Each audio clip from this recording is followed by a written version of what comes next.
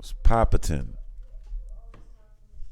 Yo. What's good? What's good? It's your boy Talkin. It's your boy Akeem Sincere. We're back in tune with another episode of the Always Talking Shit Show.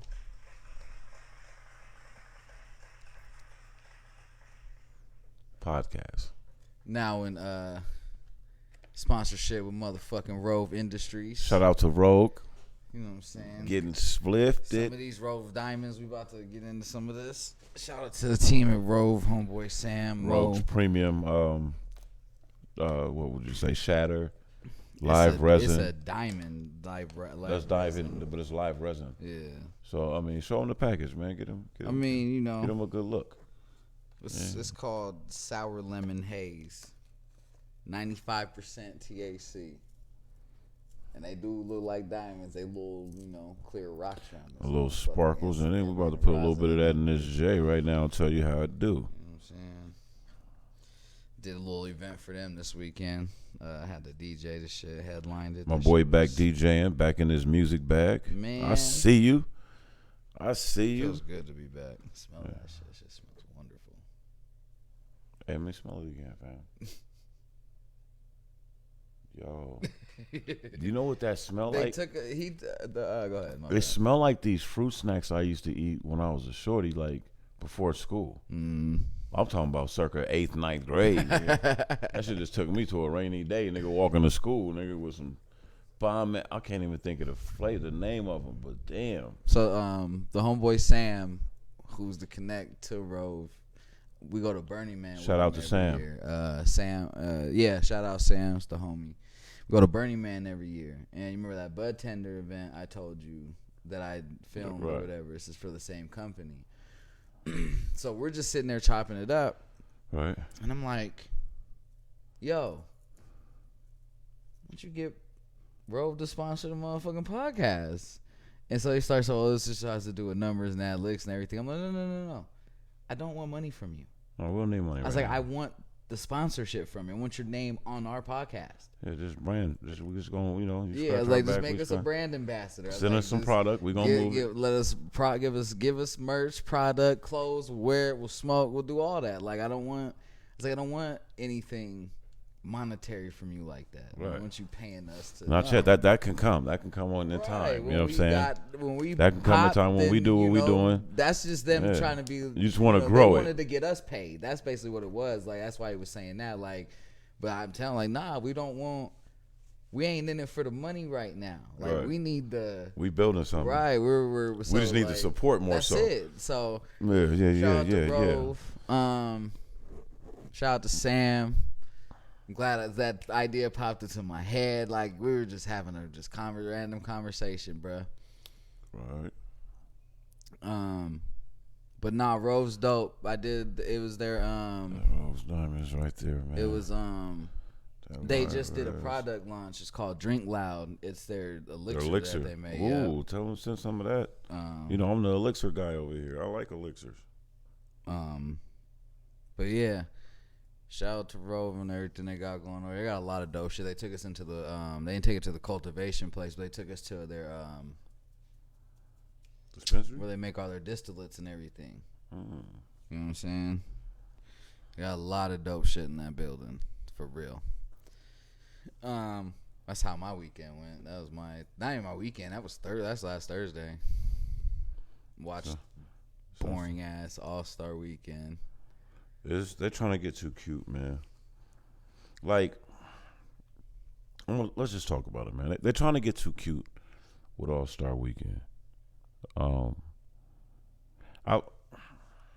like how Adam Silver has been praised for the last few years when he took over, being innovative and that guy and all that stuff. And it might be going to his head a little bit. Is it losing his luster? He might be getting a little too. I just think he's. I don't even think it's that. I think he's losing his luster. I think he don't have nothing. He's reaching at straws for something. You know what I think it is too, though. I think it's the analytics community taking over sports. You got these dudes from like MIT that never played a sport, never made a sports team, and now they're like general managers and presidents of pro basketball and football teams, right. And they're bringing everything's analytical. And so when you get to that point, you're going to oversaturate your product because you're going to be trying to cater to everyone. It's like shit, man. Everybody ain't gonna like hoop or All-Star Weekend, but you can't tell me it hadn't been successful the last 20 years. The numbers been going up. We made it. Everybody, yeah. They like it more than they like the Pro Bowl. It's the best All-Star Weekend. Niggas definitely wasn't doing Pro Bowl shit. Baseball's is still big. I notice it still gets a lot of I attention. do like the home run derby. Right.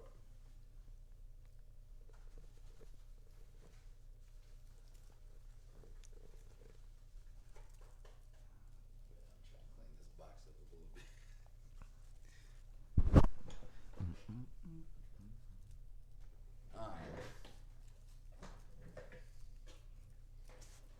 Yeah, they, especially the way you're.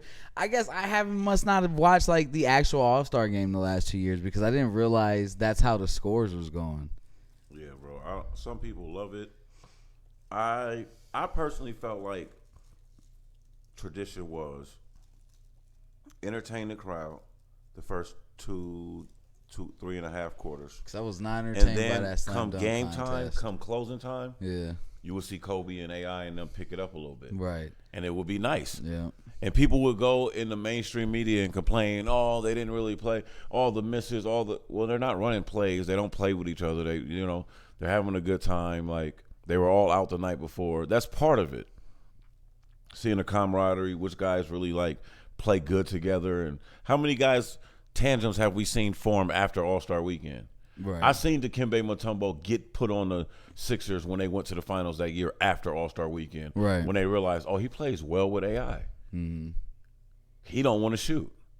This nigga just plays defense and rebounds. Nigga. Right. And and they went to Georgetown together.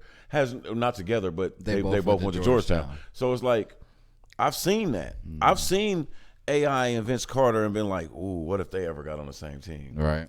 You know what I'm saying? So did you see the AI versus T-Mac versus? I didn't watch it. I seen it, but I started watching it and then I fell asleep. And I'm not gonna lie, they didn't call it versus, but it was a versus, and they stole the hell. It was Shaq. Shaq presented it. They didn't call versus. Mm-mm. Oh, it was the first annual something. They basically did, and that's what turned me off of it. I was like, oh, so y'all gonna steal this and not even hit up Swiss and them and just make them a part of it? and it was done through Thriller. I thought that was who does the verses. Yeah, they got a contract with Versus. Well, that's where they got the contract with. But Thriller ain't gonna. That's where I saw the V in it and everything. You know what? Let me double check. Maybe Versus was a part of it. Well. Because I ain't gonna lie, fam. I would start watching it and I was like, nigga, that's corny. I remember I must have didn't recognize the connection quick enough because I was like, man, that's corny, man. They should have definitely made them a part of it if you was gonna just do what they do.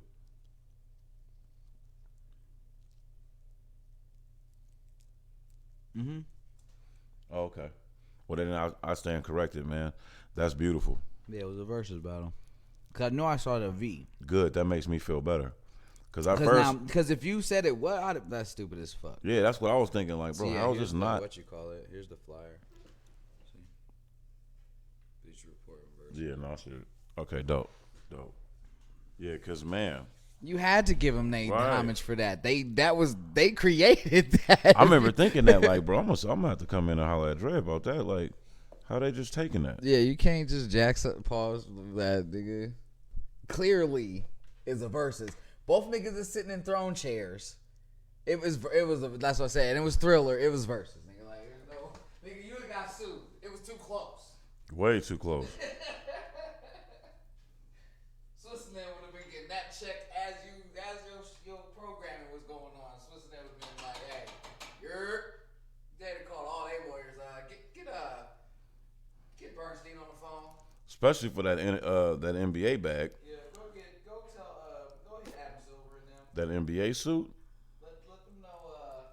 Let them know we didn't open the case on them. Yeah, no, I could dig that. Yeah, well, shout out to them, man, because Versus is new, man. It's to the culture. That's what I always tell people, man. When you want it's,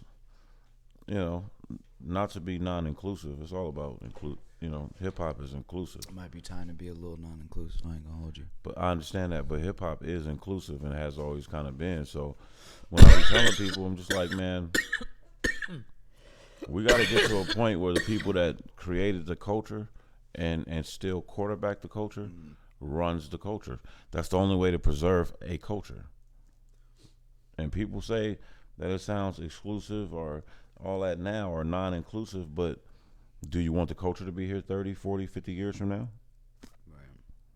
Because I'll tell you what, it's funny. You see what happened when Puffy and them, Birdman and them, Master P and them, Hov and them get these artists that don't want to fly straight. They don't empower them and make them crash dummies.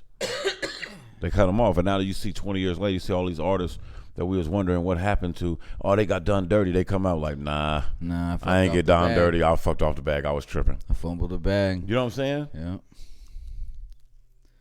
Rapper was saying that he was with like Dre and them or something, bro. Got a check, 10 grand.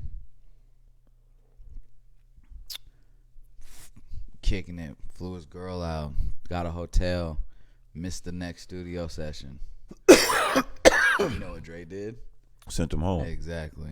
Because, dog, if 10,000 causes you to lose focus, right. I can't get you. I can't have you in Paris, nigga, with $1 million fucking situation. Right. Because, nigga, now you really don't need to come. You gonna really disappear.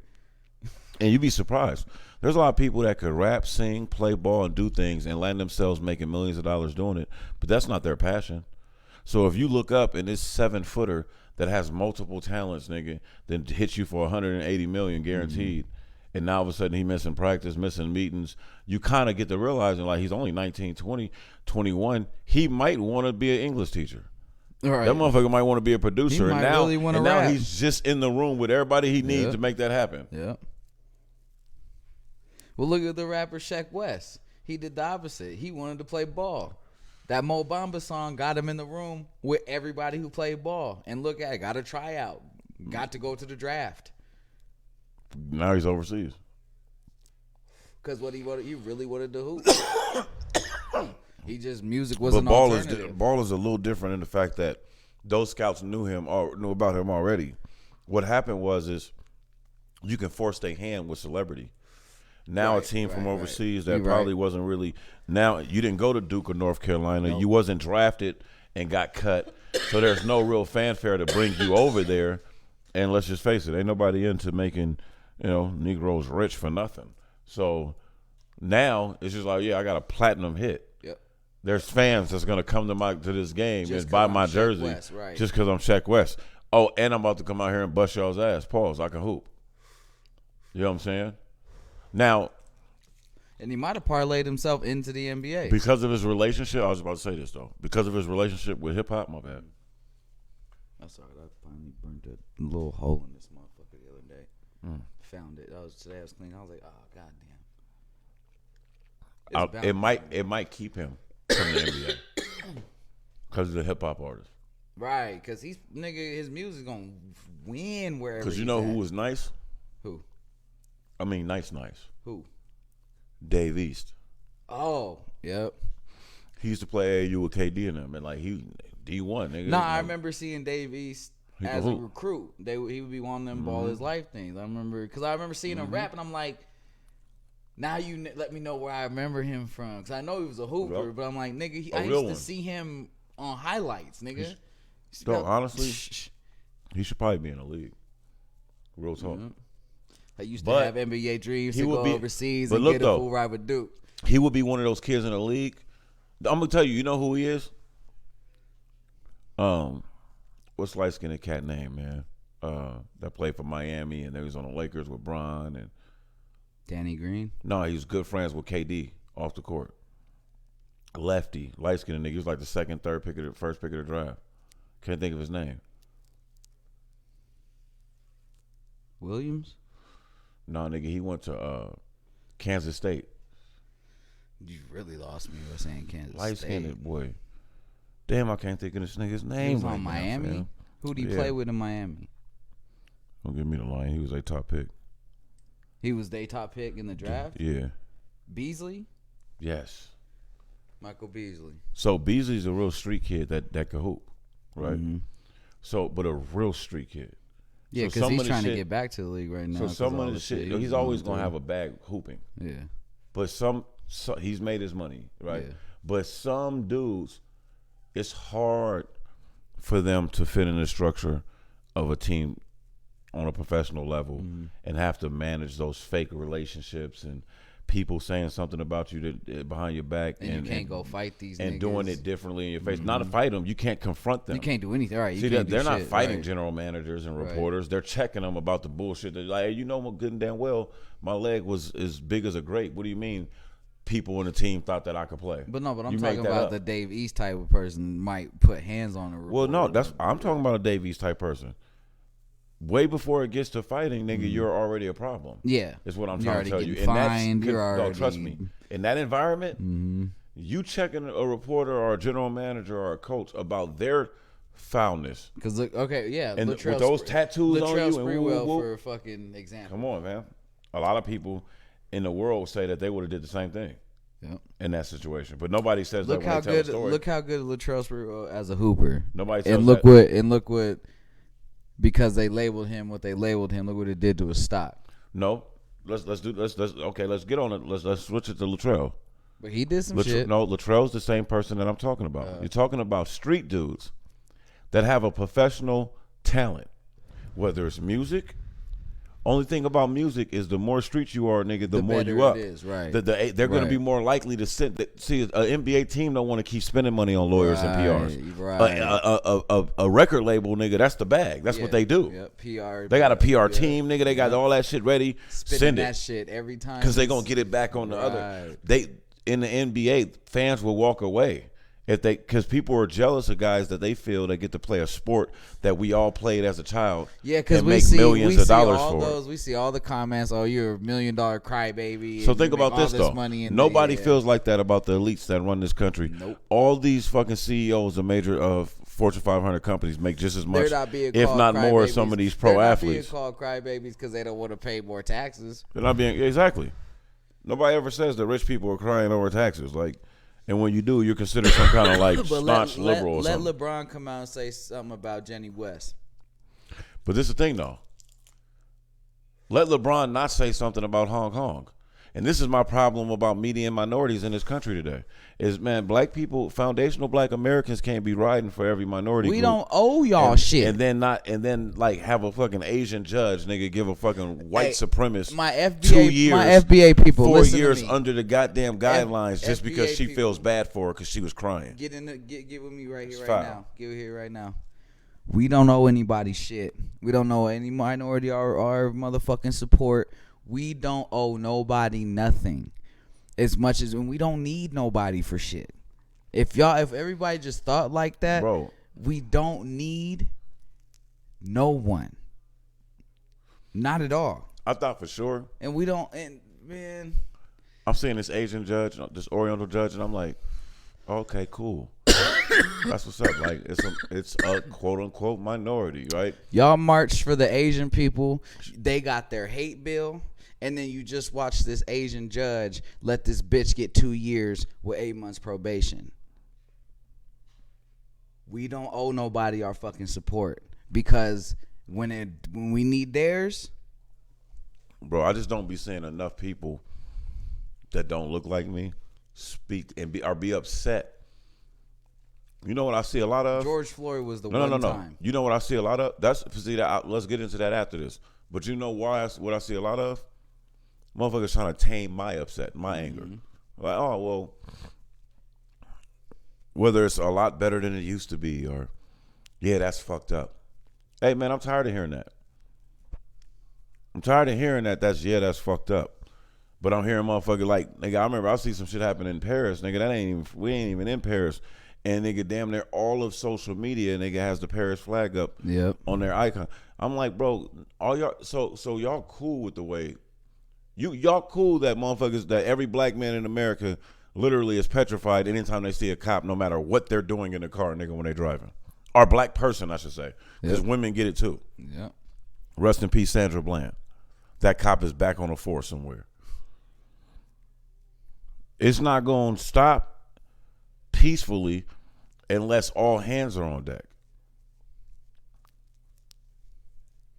So I'm gonna keep it a million with y'all. Black people weren't here, y'all would be corny as fuck.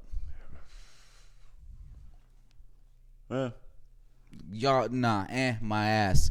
Y'all be corny as fuck. To our liking, but we black people, we can't say that. Y'all be corny as fuck to the point y'all would just look like European designer wear. What do you mean? That was what their fashion and shit would be. We had this conversation off camera. But a lot of black, not about the fashion. A lot of black people wear European fashion. But they've allegedly changed how a lot of European fashion looks to. That's facts. Cater to us. So we buy, not to cater to us, but no, so we to buy cater it, right? to a black audience, like I was saying. Because Gucci was a whole bunch of Gucci. But see what that's saying? No, but think about it. So we buy it, but that's only if you do the research and go back. I mean, all this shit comes from Morocco. Yeah. You know what I'm saying? Like, but what happened is these European countries Moroccans ain't white. During their not at all. During their they're part of the diaspora, but during the colonial days of I don't even know if they're colonial days, nigga. That shit's still going on. Mm-hmm. But colonialism put a stronghold. See, this is what Kanye was talking about when people thought he was going crazy. People was like, "Oh, Kanye crazy, he tripping off clothes." He was saying that like people don't understand how racist some of this shit is, how deep white supremacy is in terms of like the world, and because they took over a lot, if not everything, right? So what happens is like here is African people, if you know anything about Mansa Musa and shit like that, motherfuckers been doing runway shows in Africa, nigga, since 400 years since before Christ was born, right? But now you can't get. That's why some of this shit is so expensive too. If you want to make high end fashion or designer clothes, because they have a stronghold on the market that is where all the textiles and shit like that come from. Well, think about. So if you don't have any textile plants, or if you don't have any of these ships and shit like that, or these think contracts, about real denim. I'm just saying they could box you out. Right? Where does real denim come from? Now, not where did we get the materials? Where's real denim mainly come from now? Europe? No, Asia. Okay, well yeah, no, that makes sense. That makes sense. Where does the only place that you can get the plant for real blue jean dye? Probably Levi. Asia. Well, no. Because hold indigo on, blue, no, indigo blue is hold a on. plant. No, but hold on, wait though. Okay, I get what you're saying about that. That makes sense. That makes sense. The best denim from China, and the only that way makes to get sense. true and that blue makes sense jeans why there's a relationship between Levi and China is because that's what they were already over there doing business or exploiting whatever they were doing. Yeah, they was over there getting the that's why for the motherfuckers denim. in China find fucking storage units. Hold on. Let me land. Levi's. The thing about Levi, you know, they had that 100-something year patent, all that type of shit, right?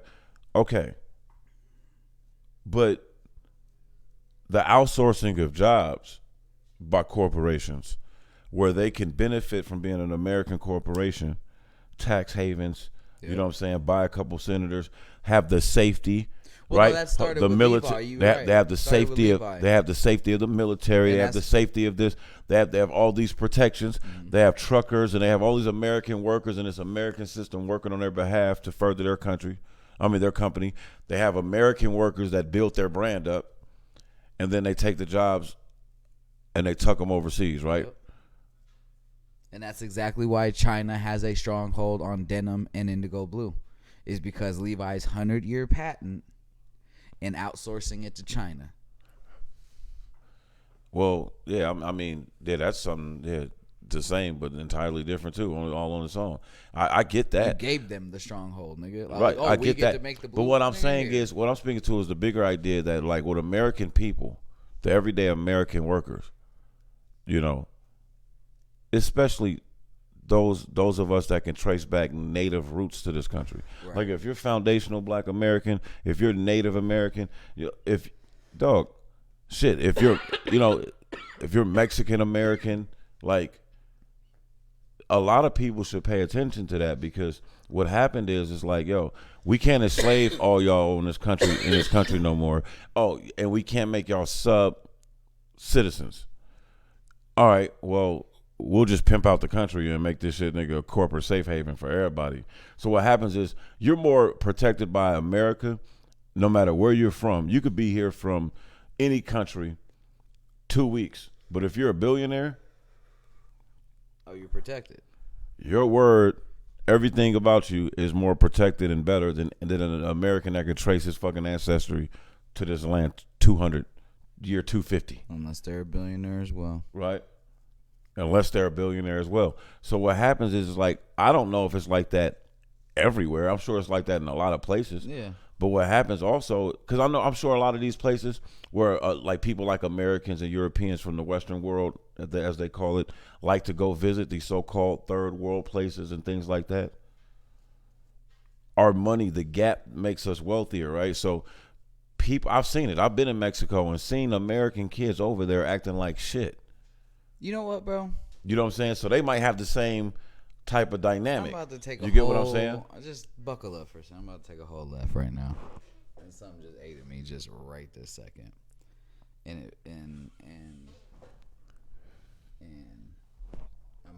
I'm kind of about to jump off the porch. Damn. Hey, at least I warned you. We just got the sponsor. But go ahead.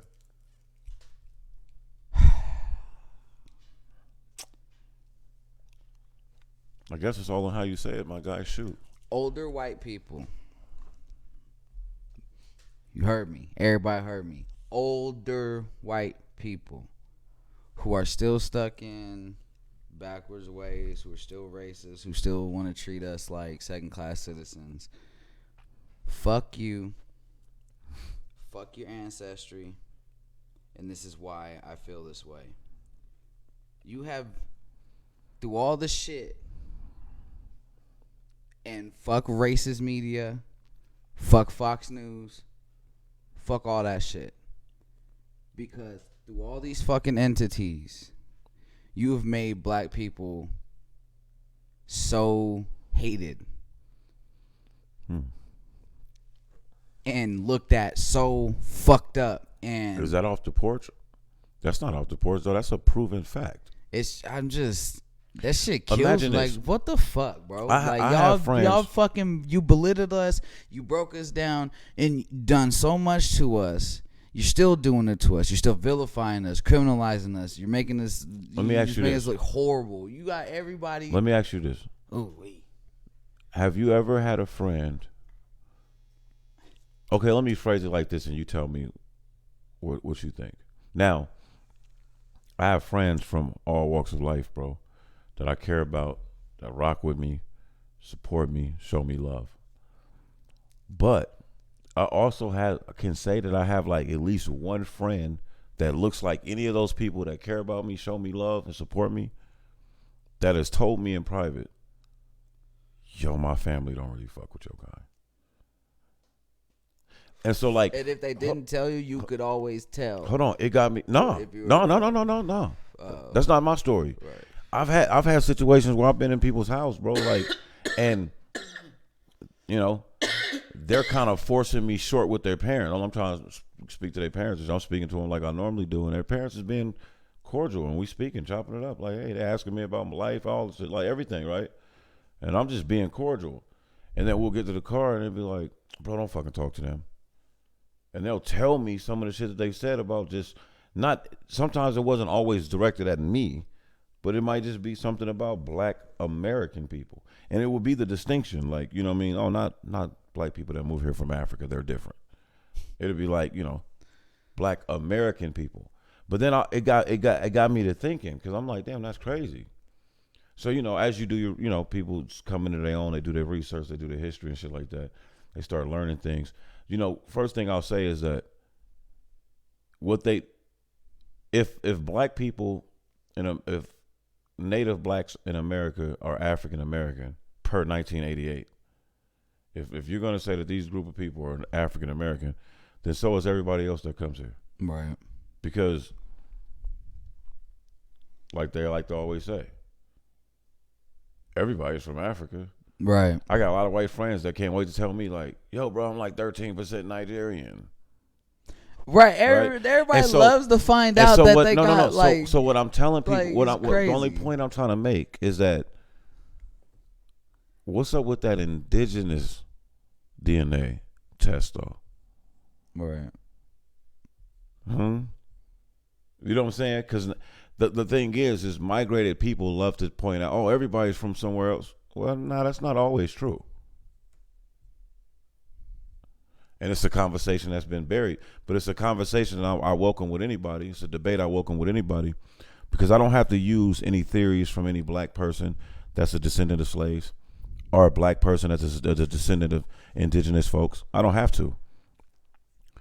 These points can be proven by the words of European scholars.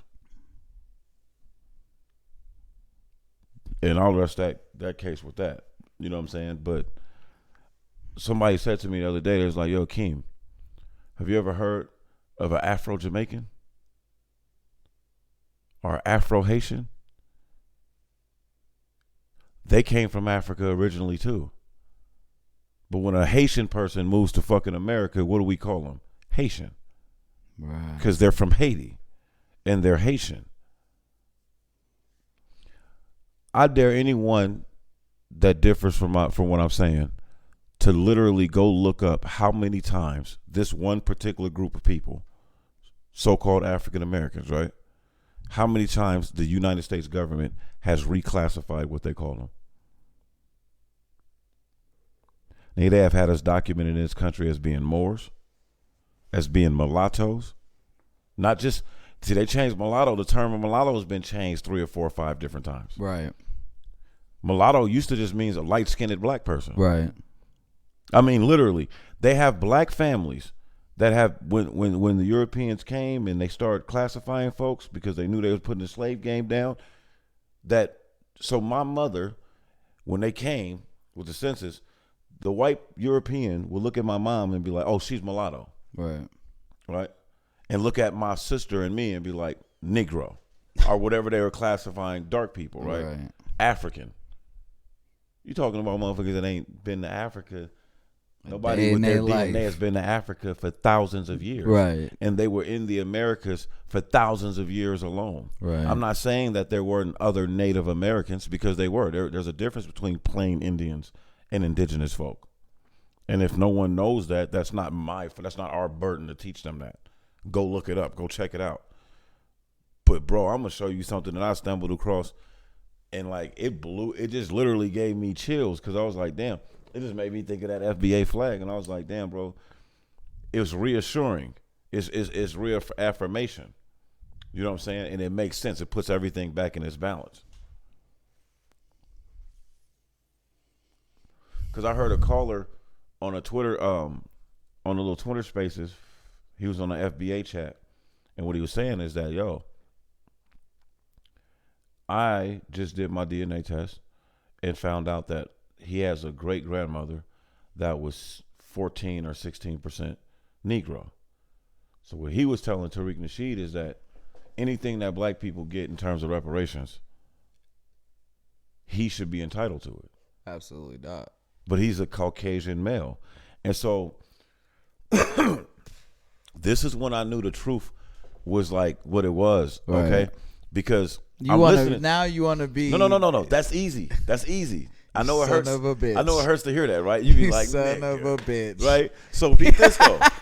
So what happens is like, and everybody, that's curious of what we're talking about, go to the FBA.com website and educate yourself on foundational Black American history and what it means to be a foundational Black American.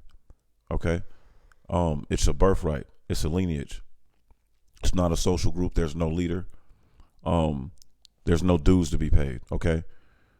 This is no different than a Mexican person saying that they're Mexican. Shit, we've been paid to do. That's what I'm saying. No, I'm talking about as being a foundation. It's not like it's not an NAACP group, or this is not like some shit. It's not an organization. And people try to like fraud it off as that, because what was starting to happen, and this is something that Malcolm prophesized with the Negro in America, the so-called, what he called us was so-called Negroes. Mm-hmm. He said Plymouth Rock didn't land on us. We didn't land on Plymouth Rock. He said Plymouth Rock landed on us. That means you were still somewhere. and something landed on you, right? Another thing is like, so when he called in, it got pretentious a little bit. But what I like about Brother Tariq is that he's very cool, calm, and collected. Right. And he allows people to have these conversations if they're really having honest dialogue. And so the guy believed what he was saying. And what he was saying is that, well, you're only saying that is because you just look at me and see me as a white person. And so, yeah, it was hard to hear as a fucking FBA black person, nigga. It's hard to hear a white guy, an older white guy at that in his 60s, 50s say that. I don't want to hear somebody talking about what he was saying. See me as, and and this dude's blonde haired, blue eyes, right? And he's dead ass right now. Dead ass. Oh, but where it got shut down is he was saying, so technically I am a foundational black American too. Now peep this. This is where the logic kicks in. This is where the logic kicks in, and you understand that, okay, this is truth, right? Tariq said, okay, well, let me explain something to you. He said, can you trace your lineage to the indigenous Negro race of people, the black native race of people that was here before Europeans came? Right? And he said, no. He said no, but I'm pretty sure my great grandmother was a slave, or at least had some descendants of slavery, right? So he said, okay, no, I get it. He said, but your ancestry, right? Said the majority of your forefathers, your ancestry, had either migrated here already or was in Europe. And he said, yeah, correct. And he said, okay, so you're European, of European descent, and you're the descendant of migrants that migrated from Europe.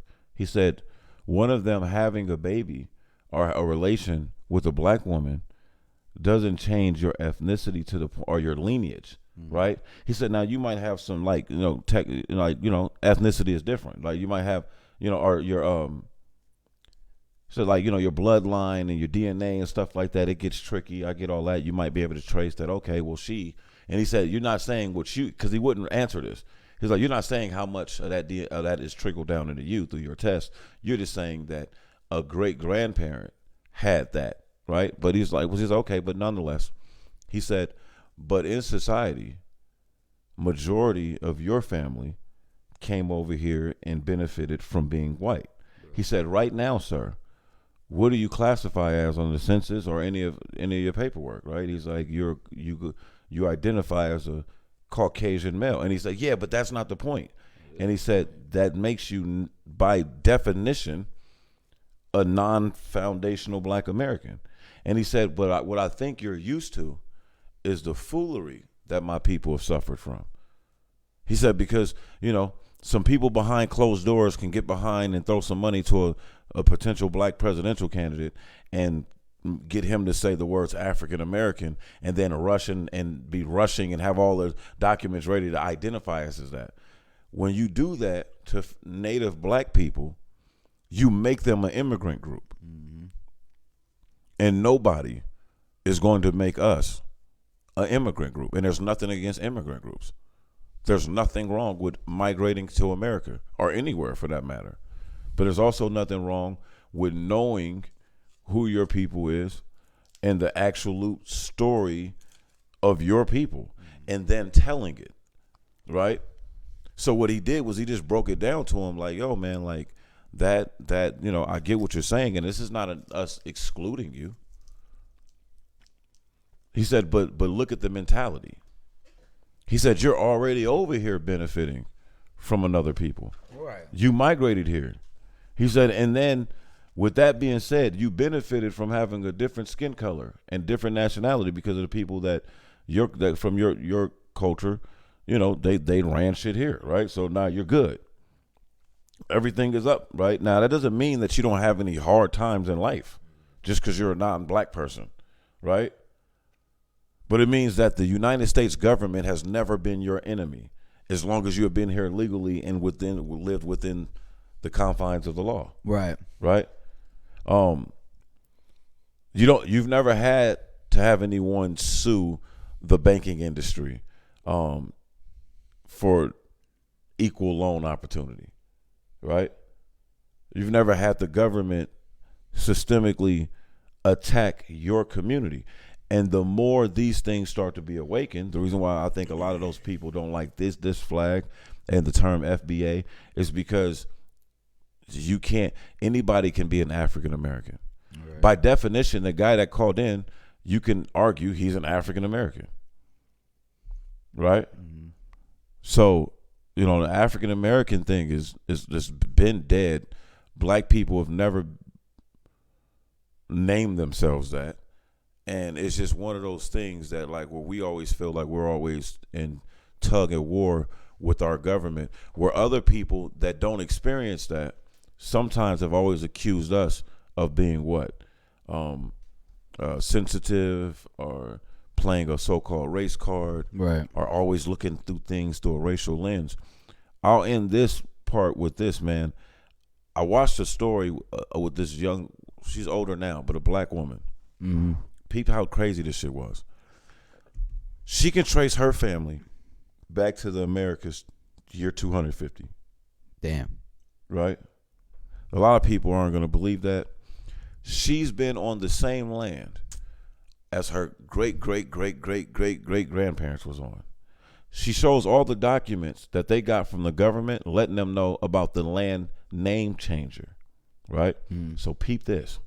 Here's a girl that says her great-grandparents told her about a time where they were born in the nation of Florida. Right? What's that? Like, okay, but it's Florida, right? So, but peep this.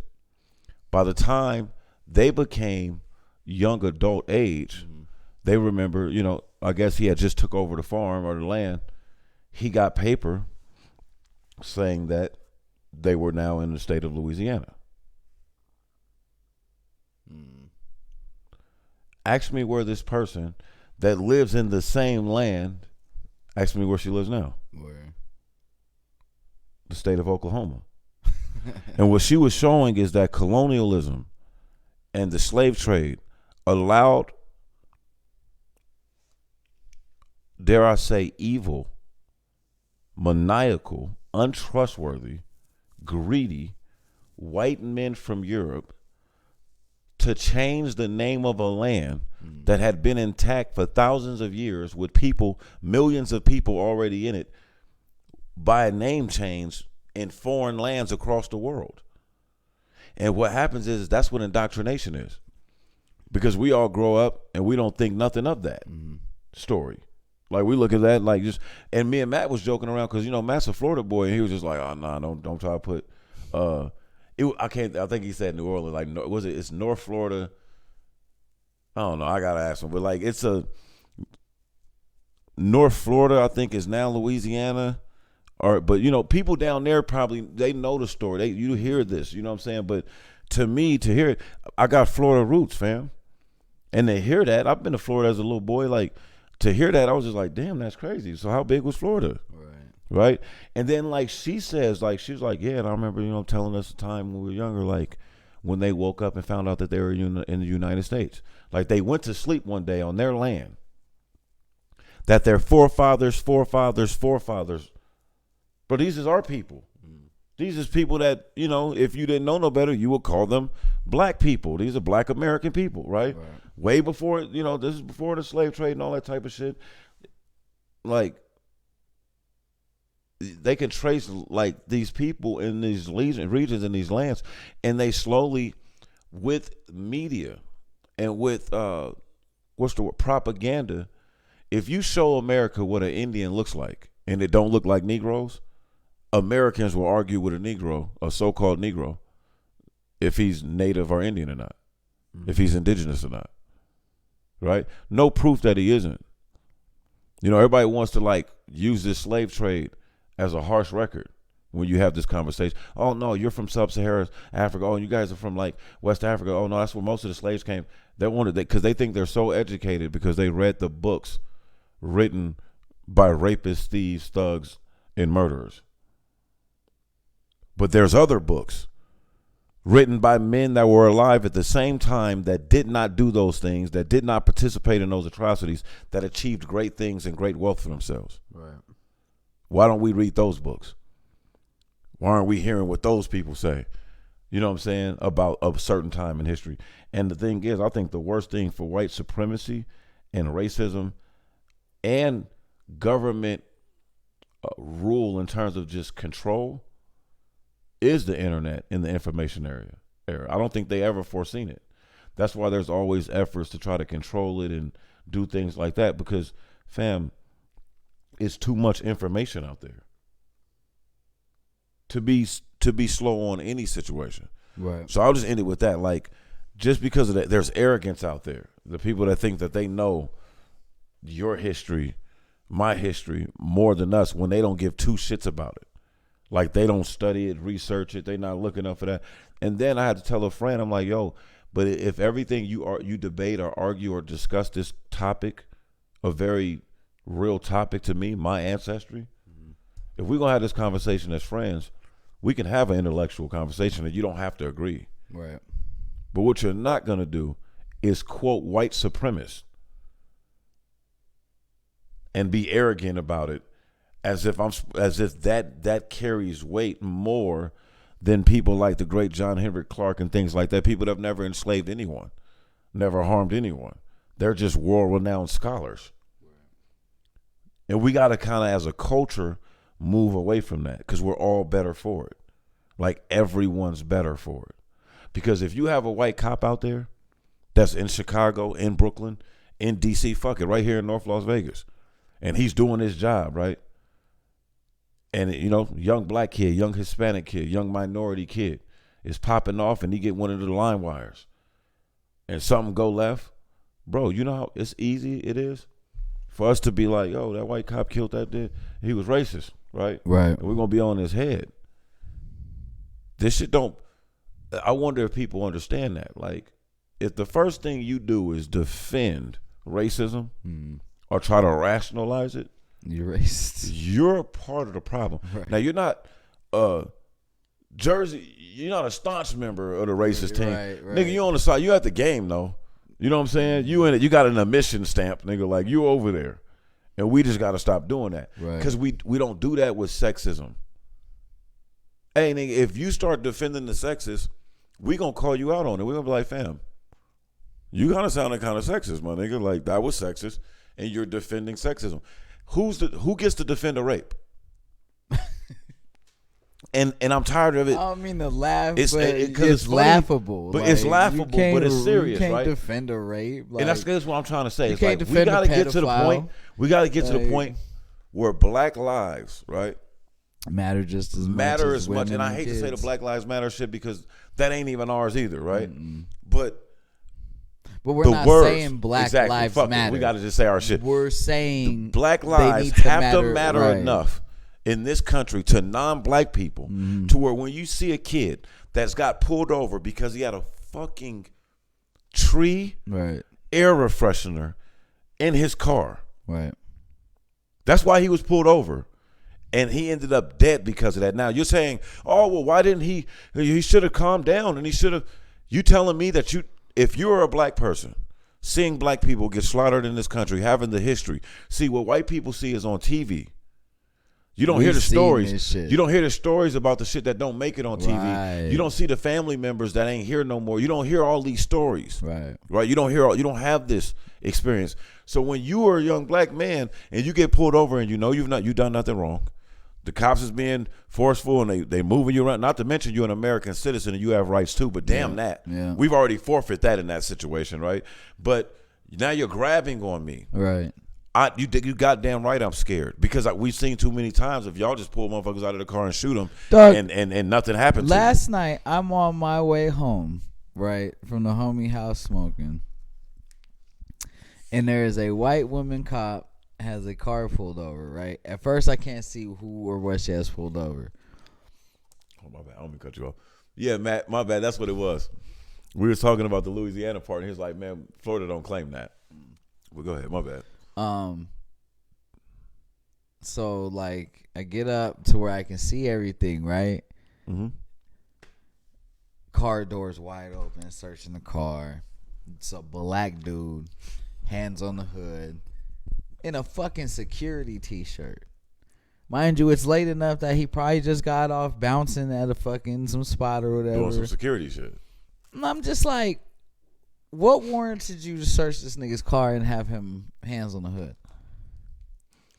Well, this is where it gets tricky, bro. Like, okay, I don't know what was going on in the situation. Granted, I'm just driving by. Right, but see, that my thing, natural mind. No, because of your experience. Right, it's like, why? Right. Is this a rightful search and seizure of whatever you're doing right now? Or is it because this dude is black, it's nighttime, you're in a fucked up area, you're a white woman? Are you being extra, or are you actually doing your job? And see, this is the thing. I think that we could solve all this if police officers are held accountable when they step outside of their duties. Look, you're not the judge. Police officers are glorified secretaries for the system. I mean, you're serving a warrant, okay, but even the way they do that. Now I get it when you have documentation that this person is violent. They do, you know that's a killer in there. You got to bring the goons. I don't feel sorry for no killer, no self-proclaimed street nigga. They get killed or jammed up by the cops. So that ends that argument there. Right. That's no different than saying that I don't give a fuck about a skinhead that get killed by a cop or a child molester that get killed by a cop. They're all in the same bag. Yeah. You don't get to not separate us because we're black men. Right. You know what I'm saying? Right. I'm talking about a motherfucker that got his little infant child in the back seat, his fiance next to him, and he lets the cop know, why'd you pull us over? And he's like, oh, we'll get through this quick. Do you have any guns in the car? And he says, yo, actually I do. Let me get my license. And he goes to pull his gun permit out, and you kill him. You kill him, right. And then you don't go to jail for it. See, that's the problem. Or hold on. Or you say you're going for your taser, you accidentally shoot a black kid, and you only get 2 years, 8 months probation. Why you keep saying 2 years? Did she get 2 years in She prison? got 14 months. Wow. 16 months probation. Oh, yeah. Get the fuck out of here. It's gonna so be... look, no, wait.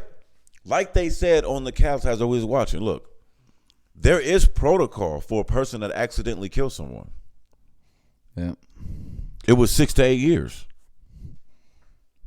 Guess what she got found guilty of? Judge.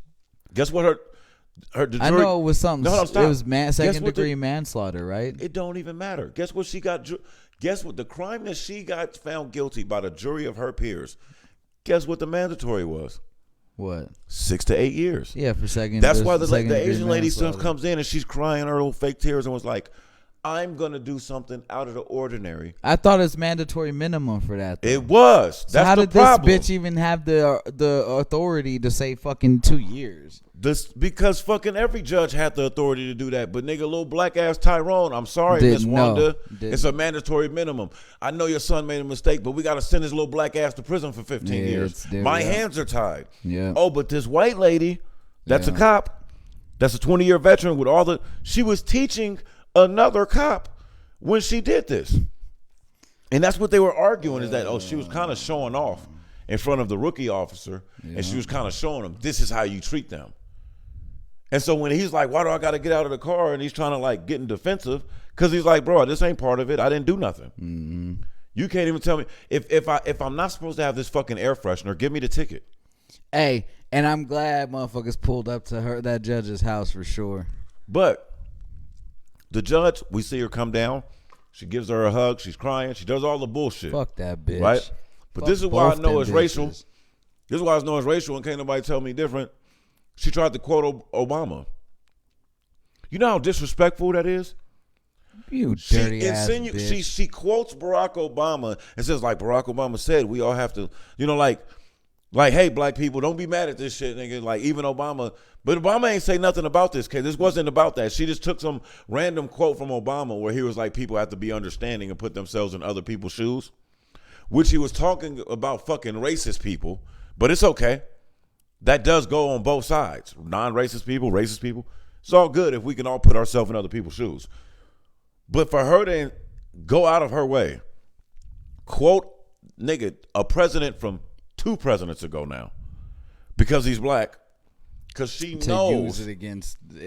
Dog, she said it. She was like, "Oh well, I think this deserves special circumstances." So she don't deserve the mandatory minimum that the people speak of. She's a cop. I don't think because she didn't mean to hurt anybody. You stupid racist bitch. She was going for a taser or a gun. Either way it go, that shit's gonna hurt. Dre, I don't give a fuck why I'm tasering you or shooting you. One thing for sure, two things for certain. This shit ain't gonna be fun. The shit's going to hurt. Right. And when I do it, I know I'm inflicting pain on you. Nigga, the whole point of a fucking taser is to inflict pain on you so that you don't do anything. But black people get tased all the time for random shit out here. You know what I'm saying? So I've seen it. Right. Not to mention, you got the kid, these two kids are fighting. The video goes viral. It's a black kid and it's a white Hispanic kid. They're going, white Hispanic kid rolls up on the black kid. He like, no, you can see the black kid. I'm not saying the black kid's innocent. They both are guilty because they were kids fighting. But the black kid's like, man, bro, just get out of my face, bro. I don't even want to fight you. Get out of my face. I don't want to fight you. They start fighting. White Hispanic kid was like, nah, he was a little husky too. Like, nah, nigga. Got off on him. Boom. They fighting. They're getting their fair one off. Nobody jumped in. It wasn't no cheap shot. Right. These some young boys with masculinity fighting, right? Just testosterone, whatever you want to call it. They getting their shit off. Right. Nobody's dying. Nobody's getting hurt. They're just fighting, a little scuffle. They both on the ground. They both got a couple little punches off. Now, the young boy shit. They on the ground rolling. The white kid is on top of him at this point, and then he starts feeding him a couple. Nothing crazy, because the little black kid is protecting himself. It's a fight, bro. I'm saying it like this for a reason. Right. It's a fight. Right. You pick them up, you shake both of them, go separate. You know what I'm saying? That's how I grew up. Like, even where there was a white kid I fought, black, it didn't matter. Dog, what I just seen these cops do, bro, it's female cop, black cop. I mean, and a male cop. They come in, because people are like, oh, they're fighting. They come in. While they come in, you can see it all on camera. The white dude is at this point, I'm thinking, oh shit, don't kill that kid. This is what I'm thinking when I'm watching the video. I'm thinking they're gonna shoot this Mexican. They identified him as a white Hispanic, whatever that is. Okay, so like white Hispanic, whatever. So like, ain't nothing as old. This is what the news white, said. Black guy. Whatever, right? So like, he's a white Hispanic, whatever. I didn't make that term up. So I'm thinking, oh shit, they're gonna overreact and kill this kid. And yeah, he might have been wrong because he technically on video. I don't know what the little black kid did to you to make you approach him. It don't matter. Niggas is just fighting though. But still, no matter who started it, right? That's where my mind is. So I'm like not looking at the camera. Like, I'm barely looking at the phone. Like, oh, I don't want to see this shit because I don't want to see these fucking kids get killed, bro. Right. Either one of them. Right. I never thought I was gonna see what I seen because it's the most stereotypic shit in the world, and it's some shit that even if somebody told you like, I don't know, bro, that's kind of too easy. Oh, they throw the Hispanic white kid off of him. Like, oh, no, they pick him up. Like, one of them, like, guards him. Oh, they rough this little black kid. They twist him. They dive on him and shit. Are you fucking... Pick him up. Look, you can hear people like, yo, no, that's not right. Yo, that's not right. But the thing is, these are young kids. So the young kids that are, instead of saying it's not right, they're not using their words. They're just saying, oh, that's fucked up. This is racist. They're not saying like, yo, bro, he started the fight. He was fight. He started it. They automatically identified this black kid on the bottom getting his head pounded, even though it was only. I'm only saying it because I don't want to make it sound like this. Just put it in a context. Like, yeah, I don't want to make it getting his ass beat. Yeah, I don't want to make it sound like the white kid was like he was in the vulnerable the shit out of this kid. No, he was in the vulnerable position at that one moment. Right. Because the thing is, that's what made me scared. Because I'm like, oh damn, it looked bad for the homie. You get on top of him. You start feeding them a couple of them, and the cops shoot you. That's what I'm thinking happens. Though they must have got him out the way, like, no. And then, he gets up, and he can't even believe what's going on. He kind of looks, and one of his friends say something to him, and he's like, shit. Like, yeah, bro, like, nigga, we out of here. Fuck you mean? On video, he walks up. Dog, those two cops need to be fired. That judge, get the fuck out of here.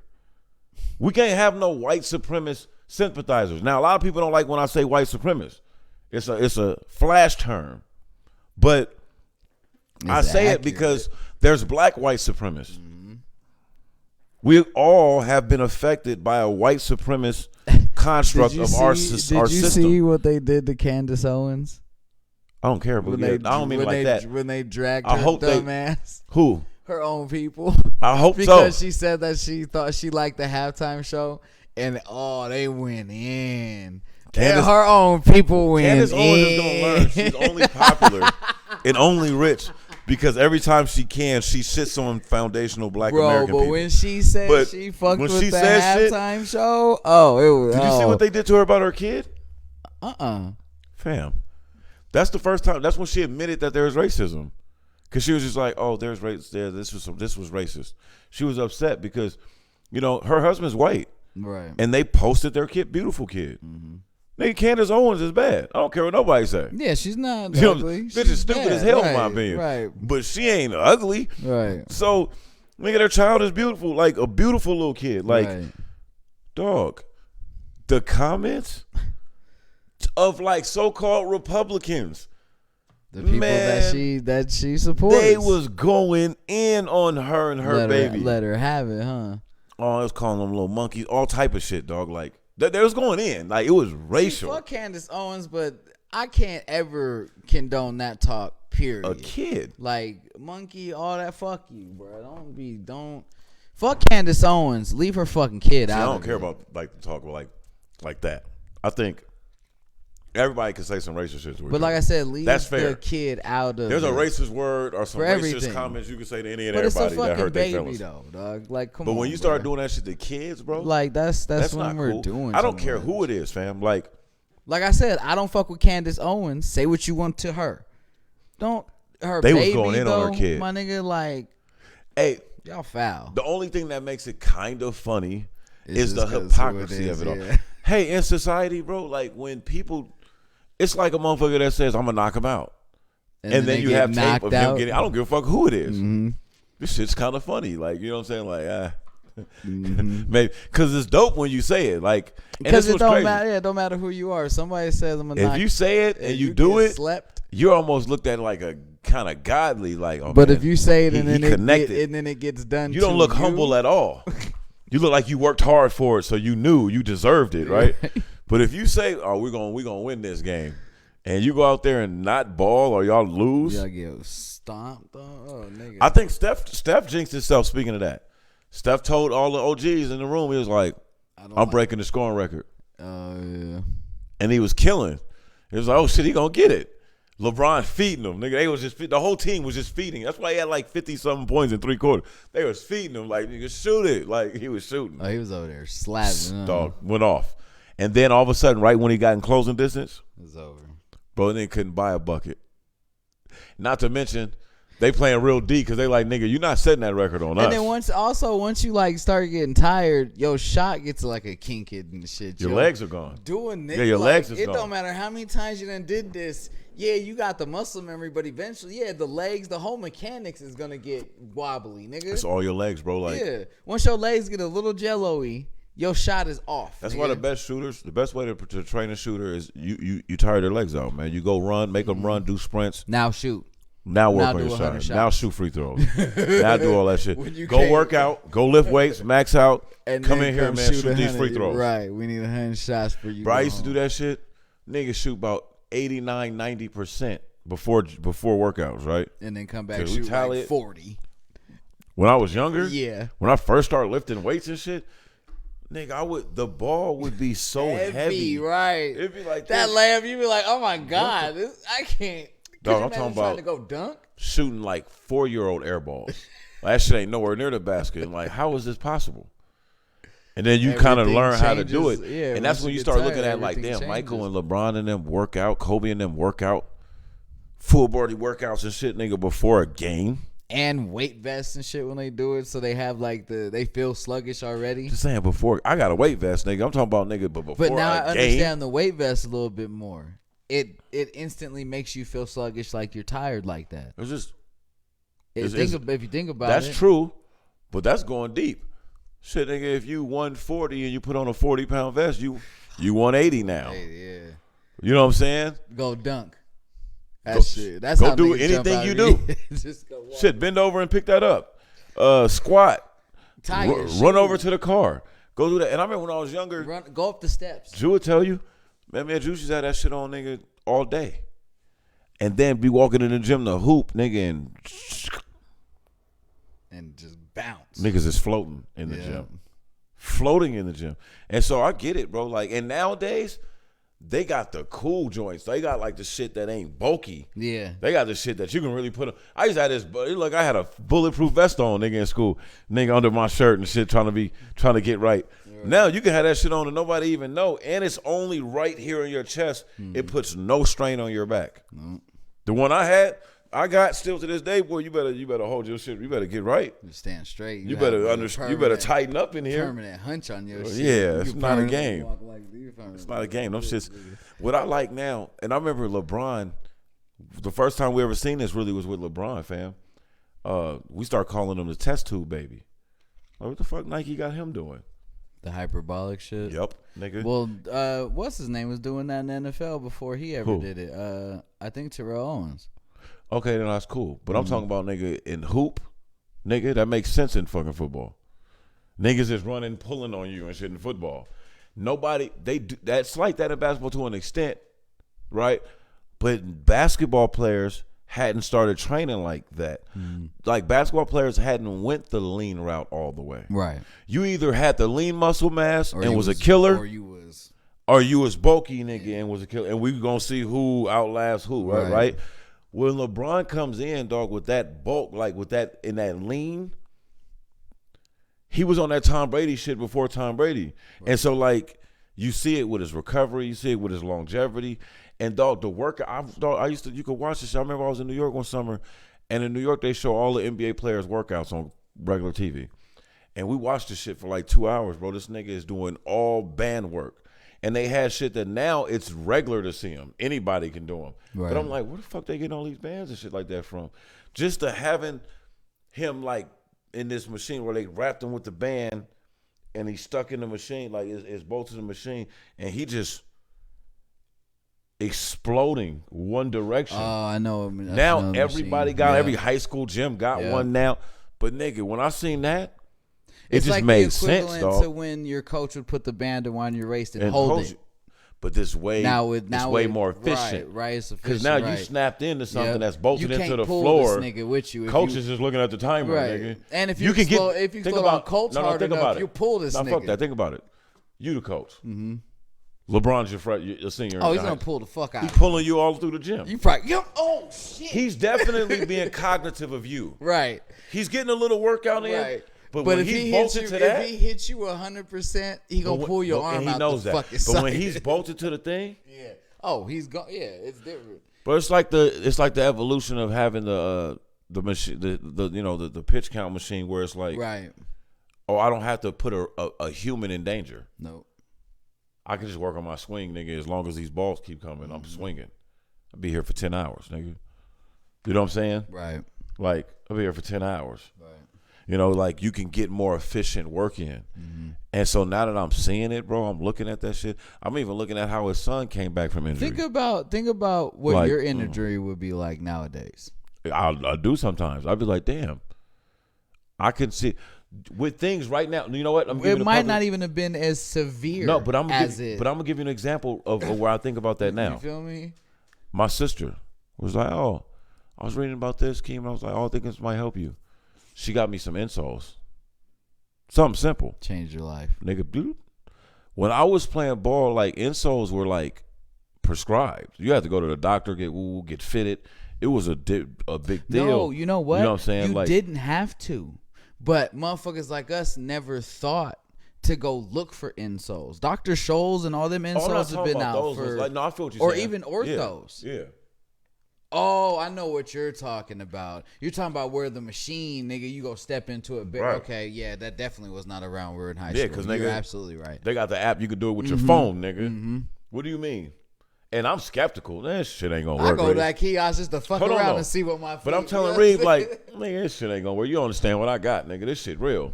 I done had doctors. They understand what you got, nigga. They've been understood what you just got. put those on, right? There's little shit like that, like boom, right? And then it's little stuff like. I mean, everybody that's done anything can say this. Because trying to make a beat now is not like when you was trying to learn, when you had to learn how to I was produce on the and make a MPC beat. That's what I'm 2000, saying. nigga. Look, That's I don't so even call you a real way producer if you can't touch that MPC. Oh yeah. That's I want to that's make different. a beat on the MPC before I die, and that's only because, nigga, I just respect it so much. I know what that machine If do. you've never used a sampler and made a beat, if you're all DAW and VSTs, Bro, it ain't the same. it's not even. It's like some of these, dare I say, some of these electro DJs and shit that, nigga. Hold on. That don't have to necessarily. I have to deal with that flack all the time because I'm a completely digital DJ. See, I am on the other side of the fence on that one. And How long? how long have I been a digital DJ? For a long time. But how long though? Where did you start? I never DJ'd records. I've never seen you DJ records before. Ever? Are you sure? You've seen me DJ Serato, which comes with records. A Serato thing, like when you do a Serato that comes on, you can do it with two real techniques, not a controller. Right, I've seen that. I thought. That's what you did, but you. Okay. That's just it's a platter. It's All right. a Well, record, don't take me out. What I'm saying is, nigga, if I ain't like some people, I'm not even saying I'm like that. Oh, okay. You have seen me on 2 decks in a mixer. Yes. That's what I'm saying. Okay, yes, you have. I Right. get what you're saying. I'm like, okay, bro, okay, I'm okay. tripping. Like, no. that really messed me up. I'm like, no, you sure, nigga? Like, had to physically we've done switch, parties, I've nigga. never Like, physically had to switch out records and all that. right? No, that's But older. no, Yeah, I've had digital. I've had not digital decks. I've had to do 2 techniques, a mixer, and there's just Serato ran. But what I'm saying is, it's the evolution of it all. Like, you know what I'm saying? And some people get stuck. Like, you always heard it. That was before the all-in. That was when all-in-ones were just starting to pop. Right. When you the all-in-one Right. controller. So you're right. You've seen me DJ multiple And if times you've on seen them. DJs, and if you know DJ culture, and now you telling the DJ that they can get just the same bang for their buck, they could be just Bro, as talented I'll without give you carrying an all that example. equipment. I'll give you a new example, a deeper example. Dude, I just he ran the sound and everything. He's one of the DJs at the Right. event. Shout out to Rogue once again. Rogue, what's up, man?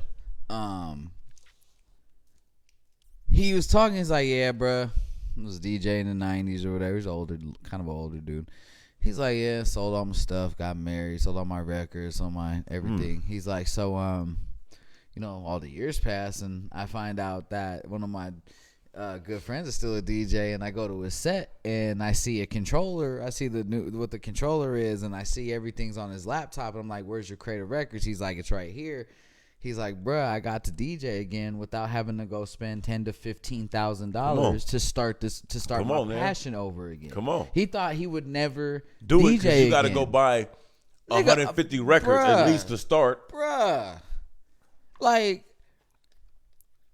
so like just that it got a lot of DJs to be able to DJ. So you gotta love the digital age of it because it opened the door for some right. people who gave up right. the dream and sold all them records. And it's you too know what I'm many saying? nice DJs still. Right. And it's too many legends still DJing that switched Because over look, to DJ shit on Jazzy it. Jeff Nigga, is all Serato now. I told you my DJ Jazzy Jeff story, right? Yeah, DJ Cuber Right. is a Serato DJ now.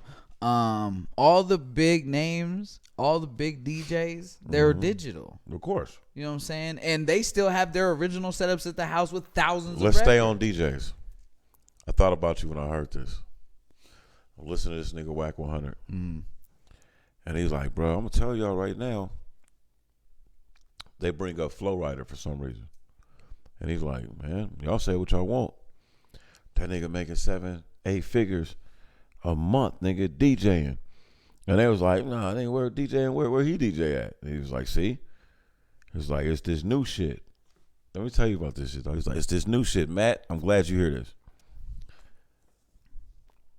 Like, nigga, what's the new shit? He's like, this is a whole bunch of urban producers, executives, hood niggas that have transferred into the industry, been getting money for a long time, right? Hip hop. He's like, well, it's like this electro dance type shit, nigga. It's like this shit called dubstep. Nigga, it's a room with about 10, 12,000 people in it. Hold on. No, hold on, bro. Hold on. This is what I'm talking about. This is my point. So these niggas in L.A., Chicago, they all around the country, right? And they like, word? And it's like, nigga. So basically, this is how it ends. Like, oh, shit, hold on, bro. I'm going to have to go check that out. So they all get to go, pull it up. And they're like, oh, man, that shit all right, though. Some of that shit sound kind of cool. I can see how you could do something with that. I'm listening to these niggas. My stomach is hurting because they're like, oh, nigga, think about it. If like a real producer, like a hip-hop producer played with that, nigga, my head is going crazy. And that's when I realized, Dowdy Brothers EP, that first one, I told myself, I was like, them niggas lucky I don't got a copy. I would just fight these niggas for the rest of my life because I know y'all will fight me. You want the copy? No, listen to me. Hold on, listen to me. I'm sending that shit to Whack 100 ASAP. You want it? Yeah, that's what we doing. Because that's what I said. I was like, bro. Oh, you want to fuck that part? Remember when I said, remind me I got to holler at you about something? That's what it was. The fucked up part about it is, you just couldn't get it. That's my point. Hey, I know. had it. Dog, see? You had it the whole time. I couldn't access the hard drive. I'm like, bro, I would have been shopped this shit to a couple of niggas behind these niggas' back. Like, But it's not even with me. It's behind his back. Damn. You know how I feel about no, I know that, but I know you down. But I'm saying I meant behind your back in the fact that I ain't got time to talk, nigga. The way I was feeling when I heard that conversation, you got to understand. Put yourself in my shoes. I've heard the EP. Nigga, think about the conversation we've had for years ago. So I already know what, scratch all, I know what it is. I'm like, bruh, and think about this.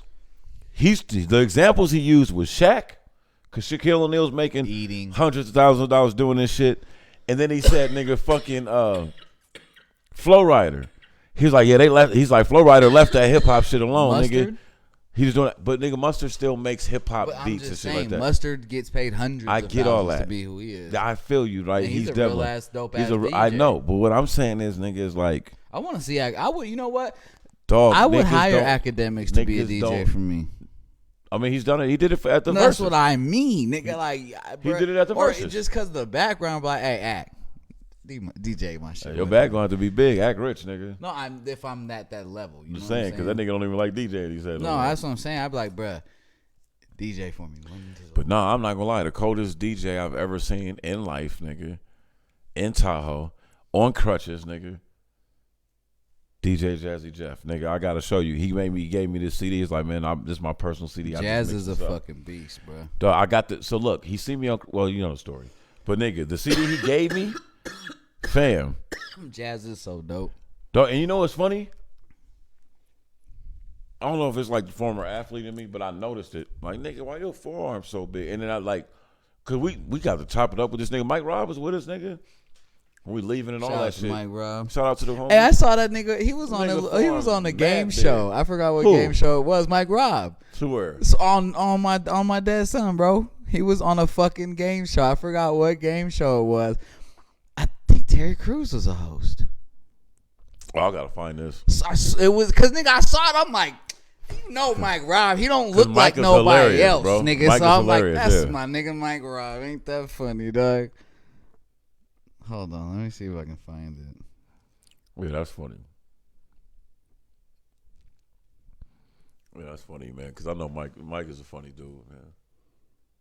I mean, if anybody we know out of somebody, he'd be the type that would get on the motherfucking. You know what I'm saying?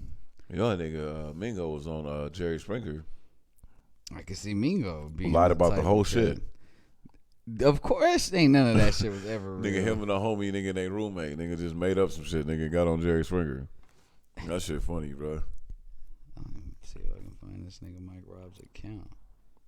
Or if he has an Instagram or anything anymore. That's crazy. What else was I gonna holler at y'all about, man? That I shit did have a is show. funny as fuck, bro. All right, so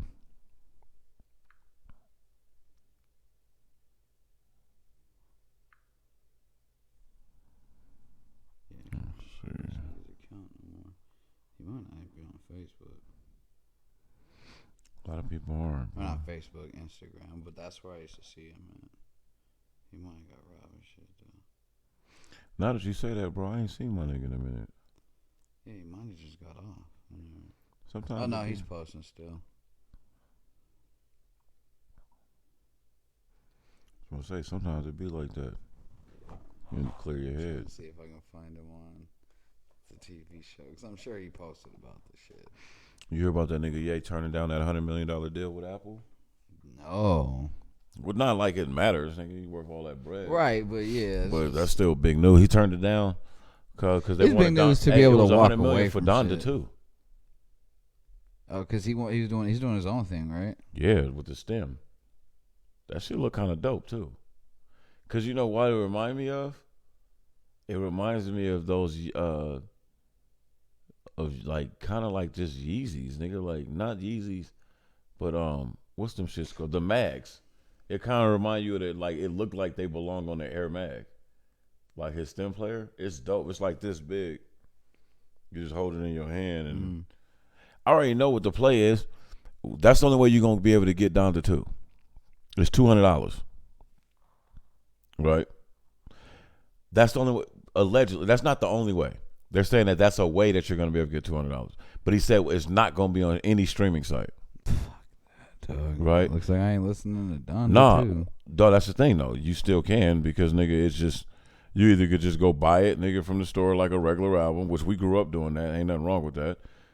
Or like you're gonna have to listen to it second party, third party, or whatever if you would.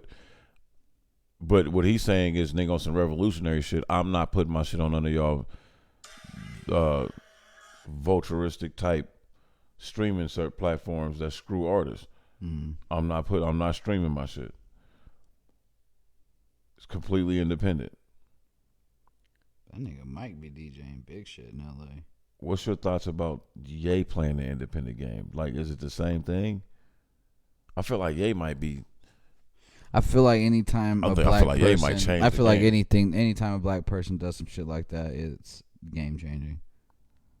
You think it's dangerous? No.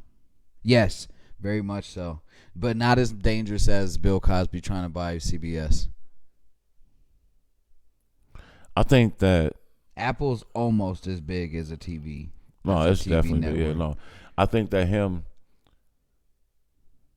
turning down Apple's $100 million could be one or two things. He might end up going to Apple or going to somewhere else. It could be a bargaining, a negotiation ploy, right?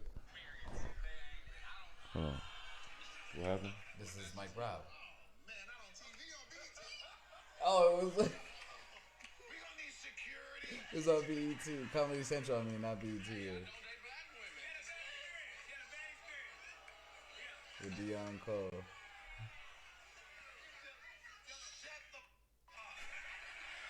Yo. Mike Rob, nigga. Shout out my boy Mike, man. That shit's funny. I knew I was gonna find that shit, bro. But yeah, That's just funny, man. I'm about to go check that out. Show my boy some love, man. But damn, nigga, I forgot what I was saying. I did too. My bad, bro. Don't trip. Get your shit off. Yeah. That diamond. Oh, we're talking about okay. diamond shit was fire. Okay. Back to the Ye thing. That's what we're talking about. Oh yeah, STEM player. Um, Independent. He's worth too much money. It's not much you can do. There's not many scandals. He's not no sexual fucking predator. He's not a rapist.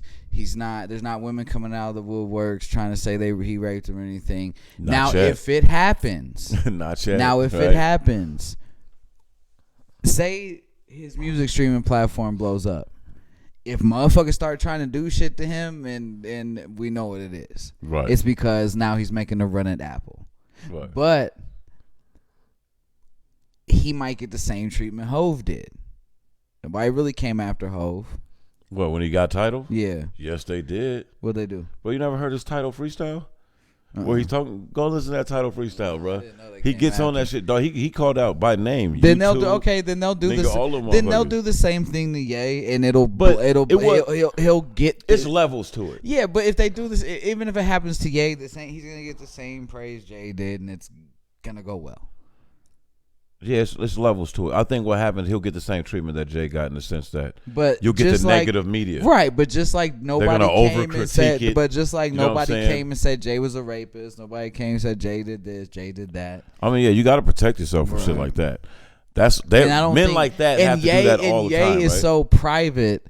I don't think Ye don't seem the rapist type. Hey, bro, just like you can't Jay say that, don't though. seem like the rapist type. You can't say that though. But just look at the type of people they are. Before you heard any rumors about Dr. Bill Cosby, look at his life on paper. No, look at I'm the type of person he I'm is. not even saying No, like I know, but I'm just saying what a rumor can do, or what an accusation can do, or what motherfuckers could really do. I think that's probably why motherfuckers stay. It's just dangerous to say a person don't look like a rapist. That's all I was trying to correct. I think that's why motherfuckers stay in relationships. Not that they don't love the people they with, but it kind of just it keeps that kind of layer stink off you when you're in that type of super limelight relationship. That I think that's why Beyonce. the elite preach that to up and coming elite. Right. You need to be married. Right? Because guess what happens? It just anytime a powerful man takes certain targets off your back. Anytime a powerful man does something they're digging through asinine, yeah. Right? Just out there wilding, they throw their wife in your face. Yep. Or come sit next to me on this press conference. We got this photo shoot we got to do. Motherfucking PR said I fucked up. I need you to tell everybody I'm a good husband. Right. You know what I'm saying? Right. It just take these pictures with me doing the husbandly things. It takes depending on the industry, because basketball players, I don't feel like being married takes any type of target off your back. I feel like you're gonna get hit whatever, whenever. No, hell no, because you're too vulnerable. Right. Because look at Kobe. No, think about think about those. Went through. Fuck Kobe. Us, and I'm gonna give you an example. I got friends, nigga, over 6'8". A 6'8" nigga wears some jeans and a crispy white T-shirt. It could be the smallest gold chain, nigga. You look and like some fresh kicks. What does he look like? An NBA player. I done been broke with my niggas, and we done got the whole shit popping off what we look. Niggas look like came here looking like stars. B. We broke in here though. Right. We just played the part. Now my nigga Pink done been on every NBA team, nigga. When we was in, all right, nigga, yeah, he just got to the Clippers. Chill, his money ain't there yet, nigga. You know what I'm saying? But we in here. So what I'm saying is this: every exotic dancer in America, whether they were told to, or whether it just makes fucking common sense because you're in there dancing exotically for money. Yeah. You're not in there to make friends. They're not in there to be your boyfriend. They're in there making money. They're working like the construction workers working, right? Right. Like the motherfucking chick holding the sign in 110-degree weather. It's your job, right? So what happens, nigga? Like when you walk, when the waiter sees a motherfucking coming in for whatever reason, looking like money, the bartender, right? They perk up, like, what can I get you, gentlemen? Right? Exactly, yeah. You look. So what the hell does every exotic dancer do to a man that's young, over 6'8"? They flocking right to him, bro. Some shit. Think about All-Star Weekend. Think about in Cleveland. If you're just a female that you just know that you got to be there to get your bag, any nigga who fits your description you just said. You know what I'm saying? So now what happened? This is what happens, bro. I've been with niggas in this, and they've got. I was like, bro, I think you just got Googled. Yeah, you gonna get Googled, right? You gonna get dancer Googled. Be like, oh, because they'll pick it out. They'll realize, nigga, who the waiter is, nigga, bringing a check to. They'll pick all that shit out. Oh, you might be the cutest nigga, but he keeps signing that's the nigga, tab, nigga. Right, he the nigga. That's the nigga that got them, right. These are scouts at this point, fam. So. Straight now NBA you got an 18 to 24-year-old, right? Traveling all around the country to do his job. He has to travel all around the country, right? Now, he don't have to go to the strip club, but you're a young fucking millionaire. You bet your ass you're going to the strip club. At least, right? at least a couple. You know what I'm saying? You gonna go a lot of little events. A lot of times your agents is booking you to do meet and greets and walkthroughs at these strip clubs and stuff like that. So now you're in there and people get to Google you. Parties and all types. Dog, I remember one time they was acting. They was doing some Reno shit, nigga, up at the motherfucking GSR one night. Well, I think it was a GS. It was one of them joints. They was just on some Reno, doing that Reno shit. Where it's like, oh, those are athletic shoes. My nigga has some like Louis sneakers or something. But I'm like, bro, my man's like, he not only does he have family here, he's been coming here since he was a young kid. Like, you can't let us slide. I know the nigga at the door. I went to high school with him, so I'm like, bro, you can't let us slide, fam. Like, he got on some, he ain't been town. $1,200 And so his cousin was just like, damn, bro, that's crazy. Nigga, like, I know you ain't been told you can't go in the no club since you've been in the NFL. This nigga, oh, you're in the NFL? But my man, he don't even really want to go in at this point. He just like, hey man, this is corny. Let's go somewhere else. But we are trying to explain him, ain't nowhere else. This is it. That's the fucked up thing about being in a place like that. No, tonight, this it. And he was just like, oh man. And he was had like, to use his card. He's like, yeah, right. So like, but the thing is, I seen the nigga just pull it. He looking and shit.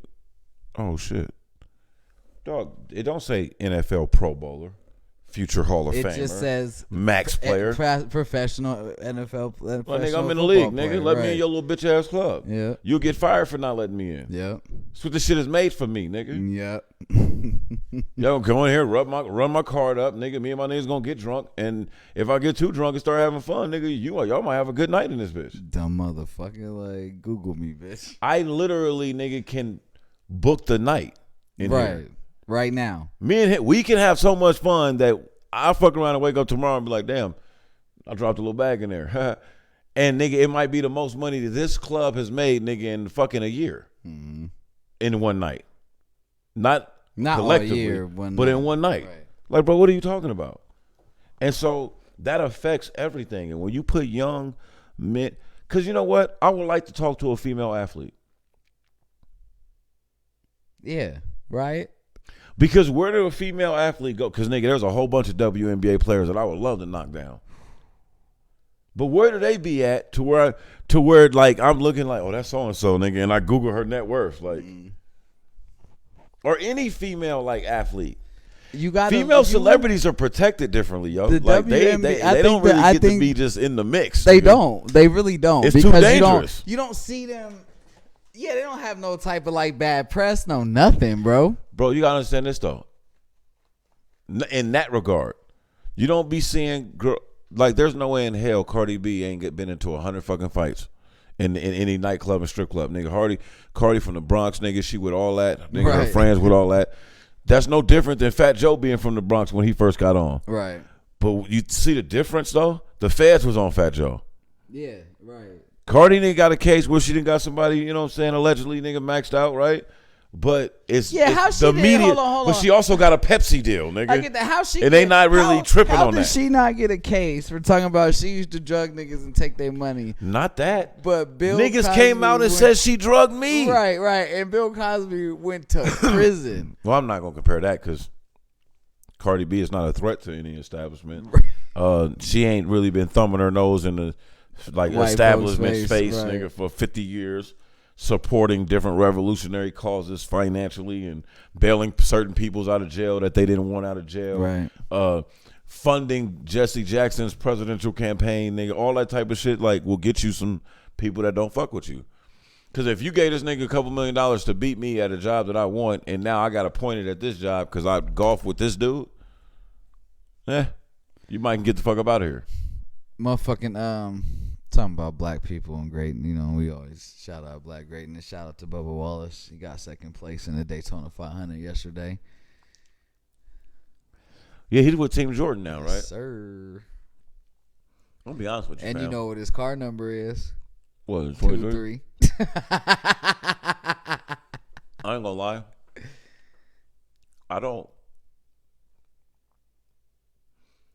I've never been able to watch a car race. Not the whole thing. Okay, so mind you, I'm here. I'm making beats the whole time. Tori's here watching it, and I watched it the whole time. But I'm not, like, into it the whole time. I'm looking at, okay. You know, I'm so jealous of that. You ever want to do something that you just don't do?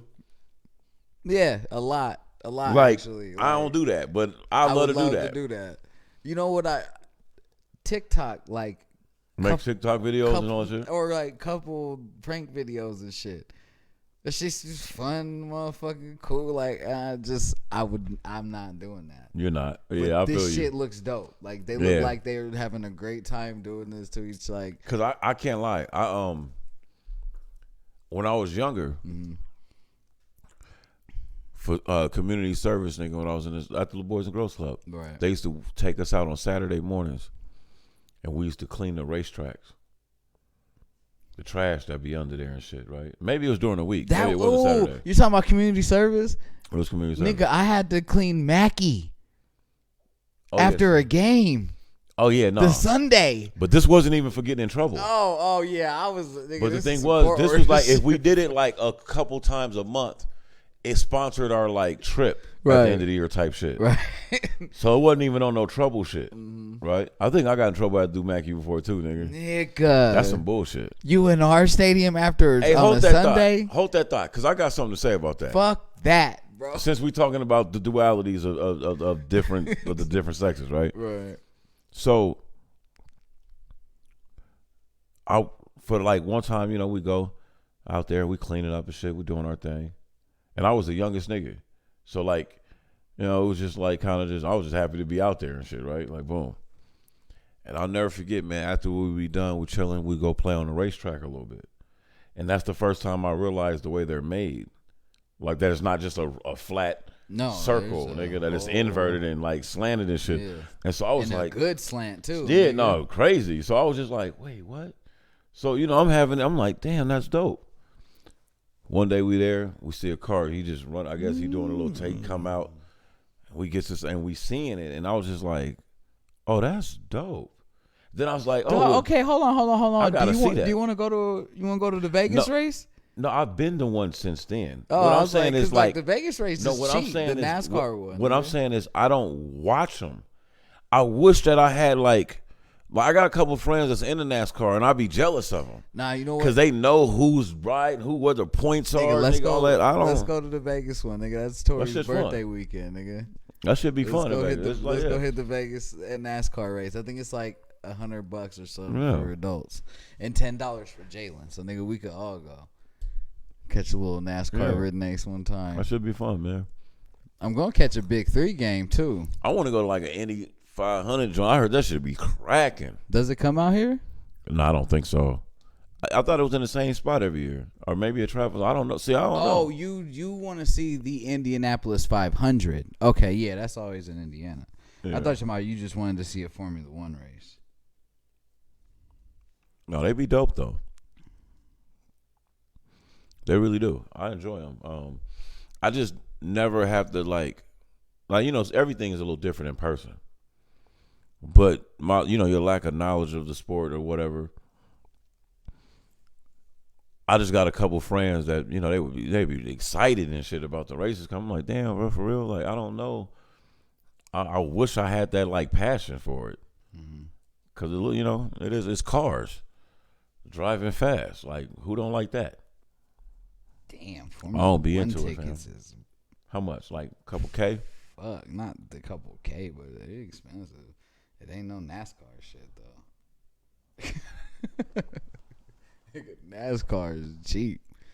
NASCAR is like $100 something per adult for the Vegas race. Yeah, that's just crazy, dog. I want to go to the NBA game, but we don't got no fucking NBA team here yet. Preseason, they come to T-Mobile and shit. I don't want to see preseason. I want to see like an actual. We're gonna have to go to LA. They always do the annual the Clippers. Lakers. Kings game here. Hey, but the preseason here, nigga, has some historic moments. Like Kareem Abdul-Jabbar broke the record or set the record here, and I think I read that. Going to fucking and then I remember Kobe's rookie year, nigga. He did some nasty shit at UNLV. Going to the Benny the Butcher concert in March. Out here? Mm-hmm. At the Brooklyn Bowl, nigga. Yeah, that's where everybody be at. All those type of MCs. Mm-hmm. Right at the Brooklyn Bowl. I've seen a handful of niggas there. It's a cool little environment. It's one in Reno too, right? Wasn't there a Brooklyn Bowl there? There's a knitting factory in Reno. That's what it was. The knitting factory. Because they got that in Brooklyn too. The knit. Is it still out there? The building's still there. It's called the Virginia Street Brew House now. I think the knit went out of business. The whole thing? Yeah, let me look. I know the one in Boise did too. There was one in Boise. Damn. You know what's funny? What? Too Short ain't allowed in any of them. What do you do? Slap somebody? Too Short or Tech 9. Somebody got killed at Tech 9 show in Reno. Mm. And Detroit just had a problem and like too many of them.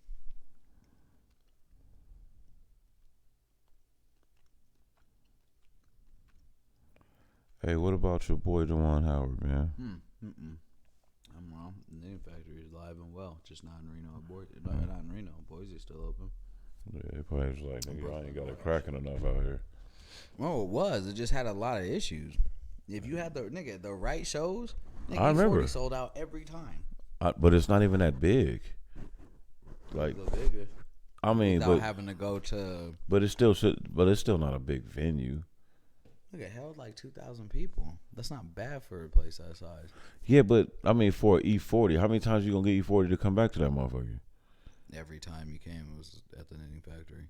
I mean, I get that because but see, a lot of artists have contracts with the Knitting Factory and shit like that too. I was hearing Brooklyn Bowl. The promoter that brings E40 to Reno is the same nigga that brings. I'm not E40 saying to Reno specifically now. him. I'm not saying specifically just E40 because I get that. It's a connect there. I'm just talking about like other like acts that is gonna command. Yeah, it just depends. You know what I'm saying? I seen Talib there. Who else I see there? The Roots. I didn't see that. I was not there. Roots was not in the 775 when I lived there, buddy. Yeah, they were. No, they were not. You didn't. Then you didn't live there when the Knitting Factory first opened. That was the Knitting Factory's second show. Oh, you know what? I'm lying. I you are lying. I was like, yeah, no, I did. But you know what? I was cool because I had already seen the Roots. Yeah, I wasn't tripping. Yeah, that was their second show. It was the Roots. What was I doing? I still should have went. I think did I even? I don't know, bro. I don't know. Those was fuzzy times. You know what I'm saying? Those was fuzzy times. But your boy Juwan Howard though. We got into the fight. You heard about him? We got Mackin coaches, my guy. They suspended him for the year. Oh, they finally said what they was gonna do. Okay, no, but it was only like 4 games, right? I think so. Yeah. In the tournament. Oh, they weren't going to the tournament. Damn, Michigan ain't even going to the tourney yet. We look bad this year. Fam, I'm like, Juwan, you gotta relax. Hold on, but Tom Izzo also need to shut the fuck up. The thing is, you make yourself easy pickings, nigga, when you do that. That's true. Especially being a member of the Fab Five. Nigga, they never gonna like y'all. Yeah, not at all. It's not. Ever. They didn't like y'all then. They don't like y'all now, bro. That's real shit. Is Penny still a coach at Memphis? Or he got that scandal and got him out of there? No, he's still there. That's what's up. Nigga, look at the money he making him. Look at the money he's always made him since high school. Right. Since he went there. They ain't had no Penny Hardaway since there, nigga. He the LeBron of the Memphis Tigers, nigga. Mm-hmm. Well, him and D Rose. Him and Rose, right. I was like, hold on, nigga. There is another good Memphis Tiger out there, nigga. Young Rose.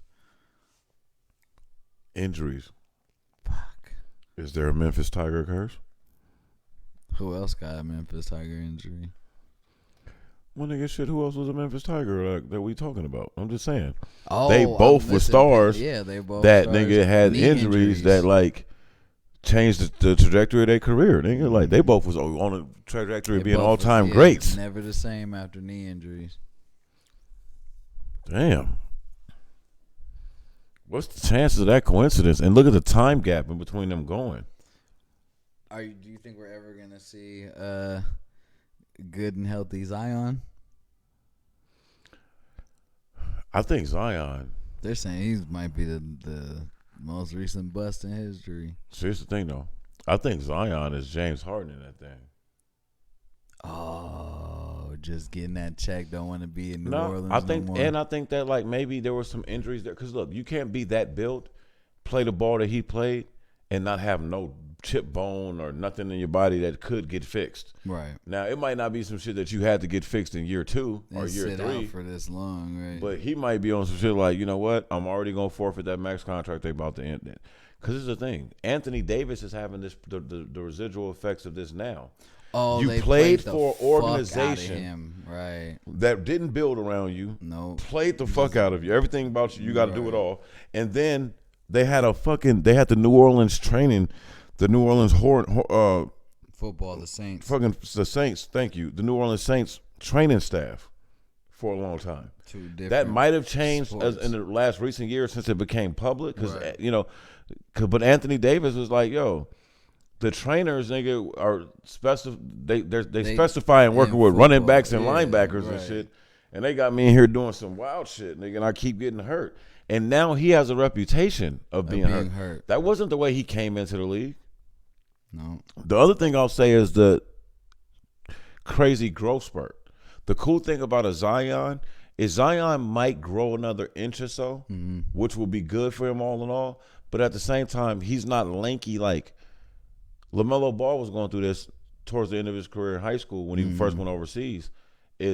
I've seen kids that ended up being 6'8", 6'10". Right, because he went from like 6. The stretch of your body. 6'1" to like nigga, I hit a 6'8", growth spurt that had my body sore, nigga, for like a couple weeks. KD the same way, right? Because KD's 7 foot now, and he was like what 6'9", right? When he came in the league, 18, right? Like niggas be forgetting that, right? Like, bro, he ain't got his man body. I yet. just remember that. You know what I'm saying? They were like, well, same thing with LeBron. 7 foot all of a sudden. Same thing with LeBron. They got LeBron looking at what 6'8", 250. Yeah, because he was like 6'5", 6'4" when he came No. He was 6'8", 250, damn near 260. But the thing is, he was 18. Nigga, LeBron is an easy 6'9", damn near 6'10" now. Easy. And the reason why I say that is because I'll be looking at him stand next to niggas that's supposed to be 7 feet tall. He stands next to Dwight Howard, Anthony Davis. He looks sometimes he be looking taller than AD they don't sometimes. Look right. And then like, or when he stands next to KD, or when he stands next to Anthony Davis, bigger than KD. And when he stands next to like Dwight Howard. I remember one time they was in the game, they walked over each other. I'm like, bro, Dwight Howard and like LeBron like the same size. Right. That's just not. You know what's crazy? When I seen everybody's doing, oh man, the crowd showed out for Jordan. They was excited to see Jordan. Don't participate in shit, so I'm sure they was excited to see Michael Jordan come out there, nigga, for the 75th anniversary. But people gonna make it a LeBron versus Jordan. Oh, they gave Jordan a bigger ovation. It's really because he's the king. Whatever. No, it isn't. It's because Jordan. It's because Jordan don't be out. Right. It is what it is. But look, and it's Jordan, right? He deserved that.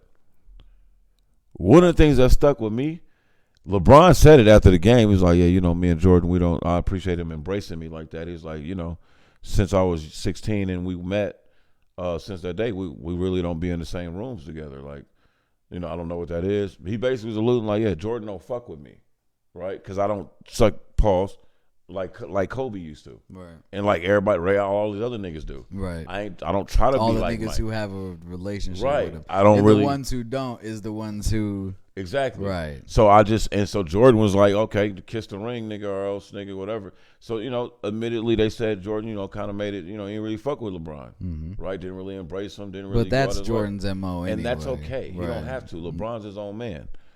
But to me, I realized like, oh, you don't see them together. Nope. And that's why a lot of casual-ass basketball fans or Jordan dick riders will be like, man, Jordan would kill LeBron one-on-one. Nigga, when I seen LeBron and Jordan standing next to each other, I realized, like, it's like when LeBron standing next to fucking D-Wade. Or next to his son. Damn near. Nigga, I'm like, bruh, LeBron is way big. That nigga dwarfed Jordan. And just in stature and shit. And Jordan is paused. 6'6". But Jordan is paused like he's the thickest now at 50, 60 years old as he's ever been. Right. He was skinny. Yeah. Jordan in his prime was like 228 when he buffed up to 230 or something like that. Like, nigga, that was LeBron's sophomore year in high school. Right. So I'm just like, dog, that to me was the glaring difference. Is like, dog, I was looking at some of them older heads, nigga, some of the great centers and shit, and then I'm thinking about the way, nigga, Ben Simmons and some of these niggas play, and I'm like, dog, Ben Simmons, you taller than some of them all-time great centers, nigga. You are. You know what I'm saying? KD, you taller. You need to take your ass over there with the centers, nigga. You tall ass nigga. How tall was Wilt Chamberlain? Like 7'2". 7'2", I thought. Right, so that's what came to my head. So KD is like, come on, fam, 2 inches shorter than. Come on, fam. Nigga, he would have been a center with a crossover, a floater, a step back, and a jumper. And you shoot 90-something% from the free throw line, you're a cheat code. Hey, but niggas got to tell me LeBron don't play nobody. Listen, could you imagine if, like, you could set up, like, a time machine and take the 5 best from the last, like, 10 years and put them against Wilt Chamberlain and them? I'm going to tell you. How funny that shit I'm going to tell you be. the one player that, like, And I came to this. I wasn't always on this. Right. Fam, I grew up a Jordan fanatic, an AI fanatic. I love Kobe. I watched T-Mac, Vince. You know what I'm saying? Like, I used to watch Grandmama. Bro, LeBron has all of these niggas in him. And what I mean by that is that, like, name a generation or era that LeBron wouldn't be a fucking physical. Take skill out of it. Let's talk about his skill set, his passing attributes. He's gonna go down as the greatest scorer. Nigga, all this other shit. Well, okay, take all that out of it. There isn't one because let's put him back. Athleticism. Let's put size. him back. Let's put him back in the 70s with Wilt and them. Too fast, too strong. And he's gonna be great in the post. Let's put him in the Showtime. That's what makes him different. Hold on, let me. They didn't play on the perimeter like he can. Let me keep going. Then you bring him the Showtime era. He gonna ball out. He's doing what Magic was bigger, doing faster, stronger Magic. Right. I'm not arguing that he's better than Magic. I'm just saying. No, I know he is better than Magic. I love Magic. Then we bring him to the 90s. He mimics Jordan's game and built his game off of Jordan's game. So we see how good he would have been then. You put him against, and he would have done good against Detroit and them, who were whooping niggas' ass in the paint. Bro, because they were the niggas that was doing all the ass whooping back then are LeBron size. Right. Anthony Mason ain't bigger than LeBron. So then now you put him. Charles Oakley ain't bigger than LeBron. He'd be a power forward back then. It'd be a nice. No, that's just it though. He'd be wherever the fuck he want to be. He still was gonna be able to dribble, pass, and shoot the same way. No, I'm just saying. I'm not even saying with that, but you got to say what the game was then.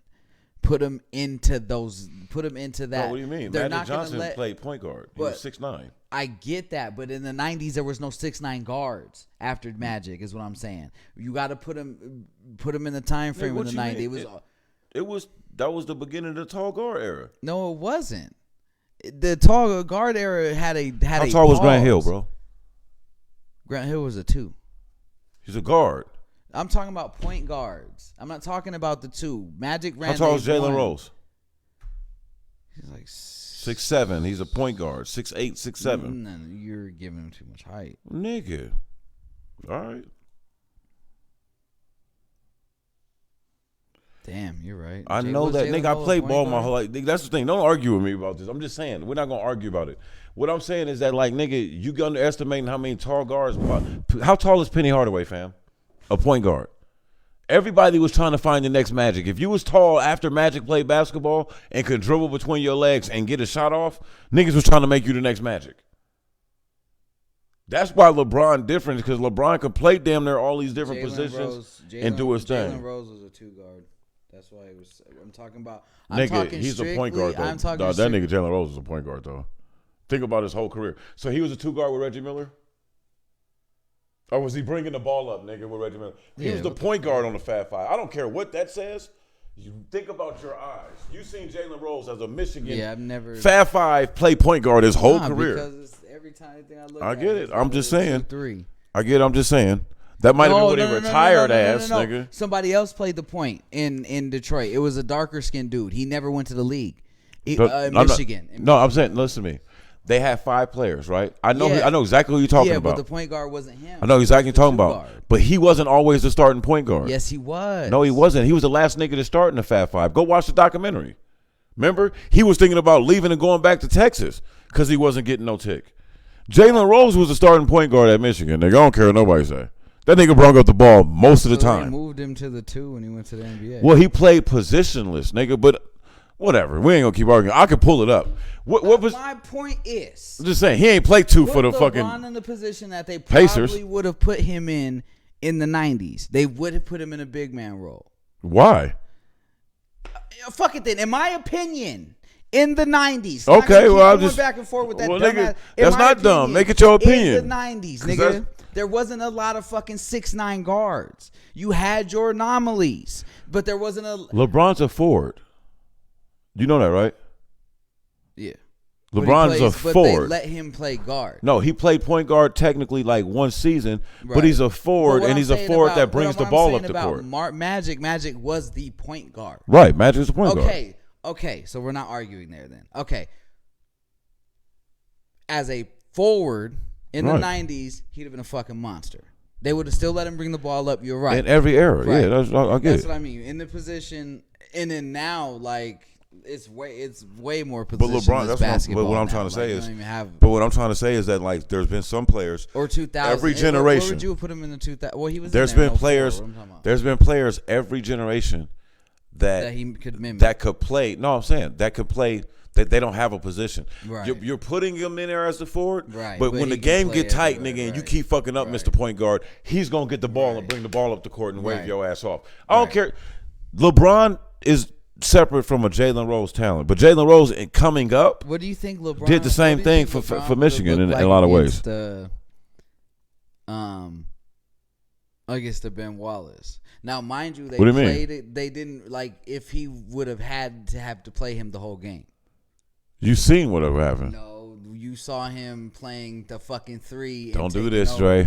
He never really went to the post like that. He beat our ass on fast breaks and fucking in scoring. No, stop. Whoever's stop. busting at the He time. beat y'all's ass on like what 25 straight drives to the basket. He was busting somebody's ass. But no, that's the first wave of defense, fam. But I'm talking about who was he meeting at the basket? I'm talking about one-on-one.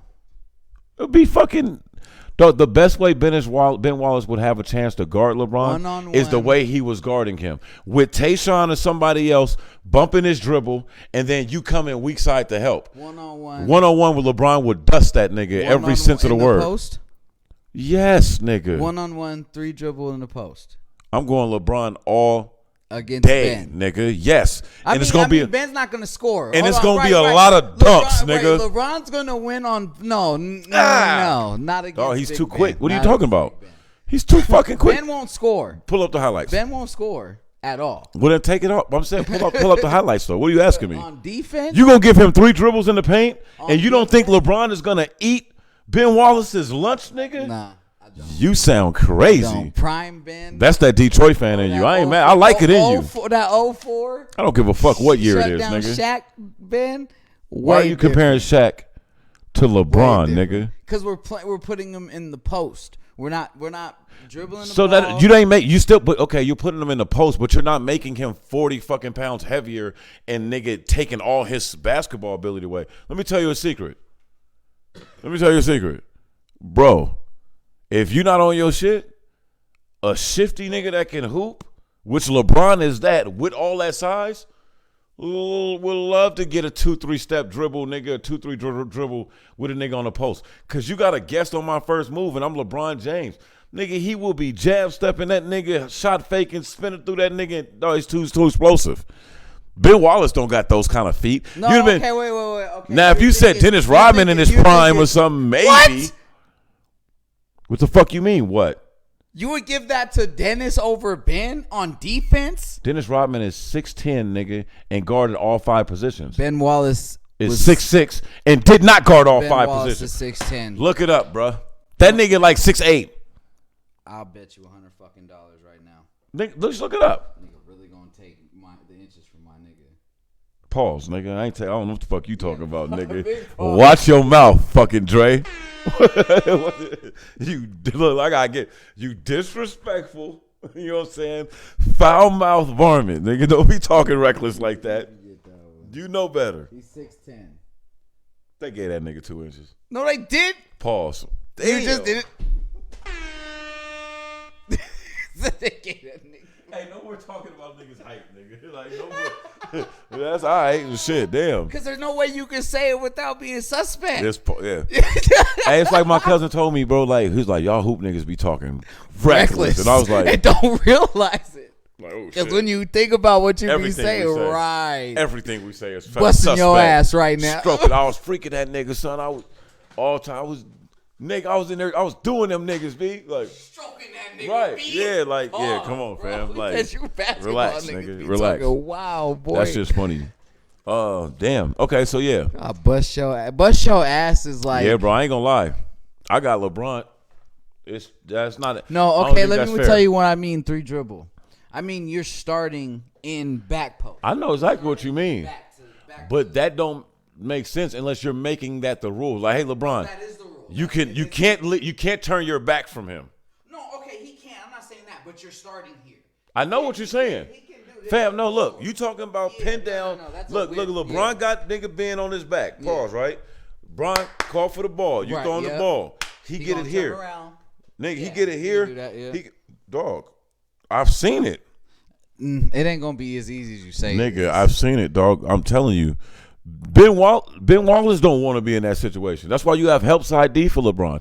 No one player in the history of this league has guarded this nigga the whole game. Nigga and did that. Rasheed will bust that boy ass. Rasheed is not athletic and fast enough to do that. He's not at Neither is Ben. Really? No, Ben don't got those kind of That's feet. why I said in the post. You know who would be the hardest person for him to do that to? Tayshaun Prince. No, hell no. He's too light. I'm gonna tell you the person. That's what the problem with LeBron is. I'm gonna tell you the toughest matchup he would have in that person in their prime that I've seen. On my team, no, in general. No, in general that I've seen. I was just naming niggas. A prime Ron Artest. Yeah, okay. That would be LeBron's toughest matchup right there. And another person that would make him work. A prime Larry Johnson. Now that's now you say you going. That's. But that'll we're talking be an about issue. we put him that'd in be, every I was era. talking about in the area, but like yeah, but in the era, but a prime Larry Johnson is gonna be. But this is the thing, Larry Johnson kind of too small. He is. He is. Small, he bro. gonna get shot over a lot. That's the thing. Them fadeaways gonna be. He gonna get shot over a lot. Floaters and hooks but and them. He gonna get his ass dunked on a lot too. Them body shot. He gonna nigga. It wasn't. Do you know how much LeBron weighed his last year in Miami? It's like 260 something, like 268 or something. But they had that nigga at over 270. Yeah, he's like almost 300 pounds. It's like a defensive end 300 pounds and it didn't even look like with a six pack. Yeah, like you couldn't. Fuck you, jumping 48 inches off the ground. It's not fair. It's 270 pounds that you can't walk up on and do this. None of that too. None of that too, nigga. So that's what I be trying to tell people. And remember, LJ, God bless him, nigga. That's family, like. But that back. Yep. That back was. Yeah. You better be lucky you ain't had to guard no LeBron. Let me tell you, dog. LeBron is everything so that Derek Coleman and all them niggas was to the league, but way more skilled, I guess. Wait, hold on. You know who? Sleeper too, and you'll agree. Timmy who? Tim Duncan. Oh, bro, hold on. You did not watch the finals? You didn't watch the finals? When LeBron and them beat them, when LeBron and them beat them, when LeBron switched and said, fuck that nigga, I got Tim, and shut him down so Ray Allen could hit the shot. Like, nigga, he was blocked his shot, dunked on him, playing center. That's what I'm trying to tell you. I'm like, so bro. We're just going to say, Tim, man, get the fuck out. I'm just telling you what happens, Ray. I'm just telling you what I've seen happen. You're a true blue LeBron fan. No, I'm not. I'm not saying that. I'm just telling you what I've seen happen. And remember, I started this saying I had to get to this point. Because I used to, nigga, I grew up an AI dude, nigga. I grew up watching Kobe and them. Who is this nigga from high school, nigga? He can't be the nicest nigga. What do you mean? He ain't better than Jordan. Nigga, I was one of the biggest LeBron haters. But I'm not a hater. So every time he would check the box, I'd be like, You know who LeBron would have nigga absolutely different. cooked? Who? Fucking Ewing. Yeah, nigga, he don't got that. Ewing Now, what you talking, like a Georgetown Ewing, like rookie to like first 4 years Ewing? Just Ewing in general, embodied as a whole in prime. Well, yeah, because look what Jordan was doing to that nigga. Would have dogged him. And LeBron's bigger, faster, and stronger. He would have dogged. He would have dogged Mutombo. The niggas is too frail. He would have dogged. That's he would have had a problem with Hakeem. He had a problem with Hakeem and Alonzo Mourning. Yep. But Hakeem wasn't as frail as like he sometimes look. Not at all. He was big, like kind of like how Yao Ming was. Like nigga, Yao would have gave Bron some issues. Why are you saying that? I'm pretty sure he on the highlight too. Is he getting his ass? But that was towards like the end. No, I keep forgetting how long this nigga Bron's been in the league. See, LeBron has spanned so many generations and shit. Like so many like. I think LeBron primes. was already in the league when Yao came in. He was. And Yao is out. LeBron still playing. He at least came to the league when Yao was in there. He had. It was 03. I think Yao would have been in maybe 1 or 2 years. Right when LeBron got there. LeBron came here. That's a fact. And outlasted him. By Steve Francis got in the league probably like a year or two before LeBron. They just think about it. Like Dwayne Wade. Because LeBron was 04? Yeah, 03, 04. Yeah. Dwayne Wade was in the same draft. Chris Bosh was in the same draft. Like, just look at the niggas that, I mean, even Carmelo, when he be balling, like, he looks like an older player that, like, is playing on his last legs, like, or towards the end of his career. LeBron even Chris Paul. Chris Paul's averaging 11 points a game. Is he? 13 assists, though. Yeah. So he can disguise it because he's like a quarterback, right? But that's not what we're used to. See, nigga, ain't no running back gonna play 40 till he's 40, nigga. Look at Blake Griffin. Garbage. Remember they compared him to LeBron. Yeah. They were saying, oh, he's like built like LeBron. He's this, he's that. But he look how pogo he was, and look at him, a shell of all himself. It took for enough, all it took nigga, was an LeBron's injury. still doing Kobe dunks, nigga, in tribute After injuries. on fast breaks and After shit. injuries. After a couple of injuries. Yep. After tearing his groin. Do you know who to the bone, see? they Do you said. know who I see burning out early? Who? Giannis. Yeah. And you know why? And it's funny It's you just said too that, much bro. Explosive. It's- And I think his lankiness. I think he's trying to, but it's not. Lankiness. No, I think he tries to not. I think he understands that he what his blow shortcomings up, is, yeah. right? But he said something, and he made a big deal. He was a big AI fan and all that stuff. Like, but you're 6'10", damn near 7 foot. You can't be falling on the floor every other play like AI did, nigga. Just you landing And let's be real, on the floor being is an able to issue. And he being don't able to play take like 4 steps from half court and dunk. There's something about the wear on your body to be able to have that. Well, it's not. But the thing is, though, to me, and his the lankiness, Giannis, he doesn't have it's no the- flair there. It's no like finesse. It's just Right. there's things that he can do to emulate those things, right?